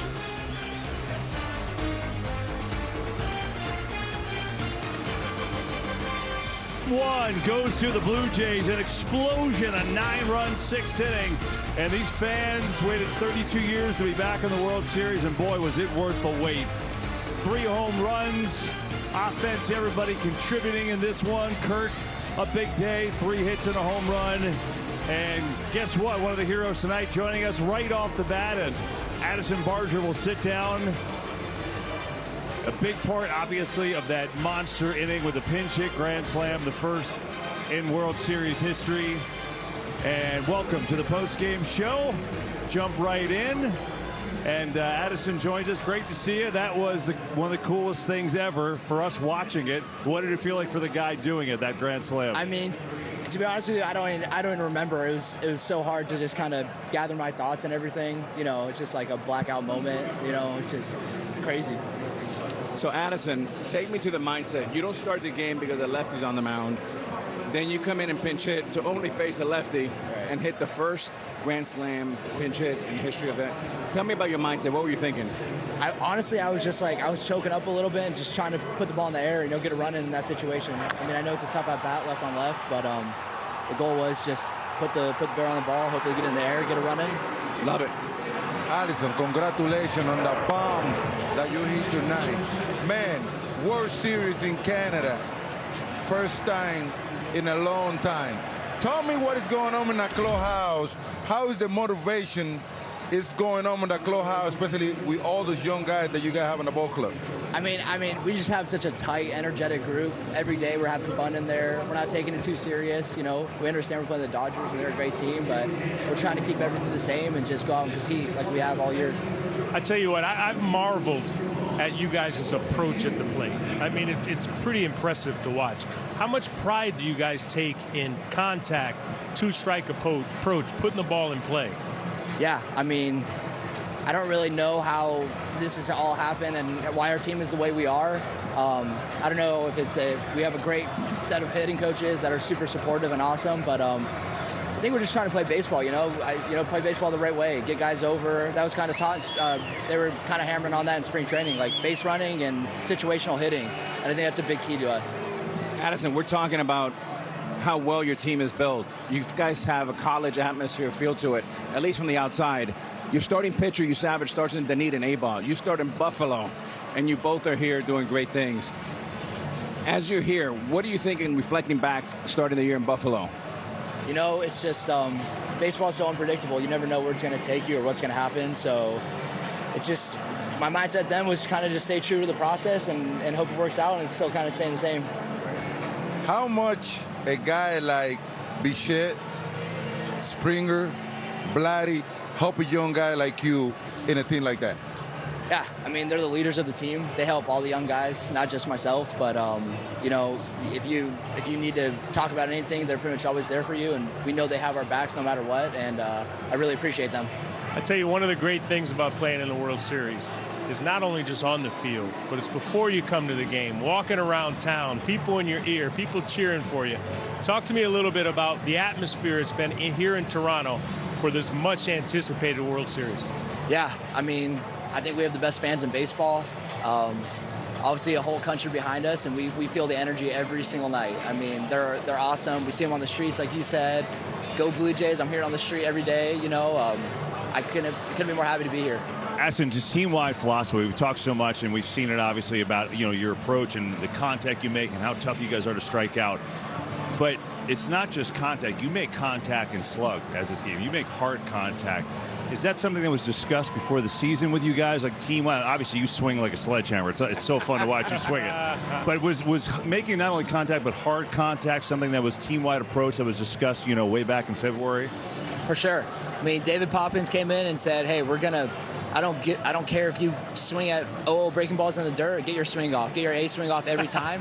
Which is kind of funny because we're a high contact team, but pick your spots and let it eat. Why not?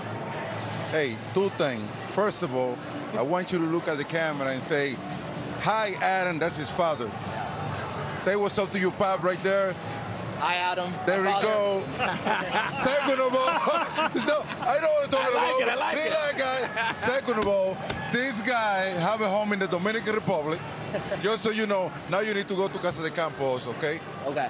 I'll take you there. Don't worry about it. Win the World Series. What about this first? All right, sounds good. A pretty good day for the Blue Jays and this guy, Addison Barger, pinch hit grand slam. And by the way, hold on. We got a present. I only give this shirt to the bad guys. There you go. It's official. Mato. You Mato, boy. Addison, hey, don't feel not like... even Bloody have one yet. But don't feel like you have to wear it. You got Boston around. You don't have to wear it, man. Red Sox, that's going to be tough. He already know. He know, Poppy. Addison, congrats. That was awesome. Enjoy it. We'll see you tomorrow. Great job. Hey, Addison Barger, man. pinch hit grand slam for the Blue Jays and a big Game 1 win, a 9-run 6th inning. Unbelievable. And so Game 2 tomorrow, 7 o'clock Eastern. Our coverage, our Fox, and obviously the Blue Jays strike first with a 1-0 lead over these Dodgers, doing what they do. They win at home, they come back, they did both here tonight. Stay tuned for your late local news, except on the West Coast on Fox, and for continuing post-game coverage of the World Series.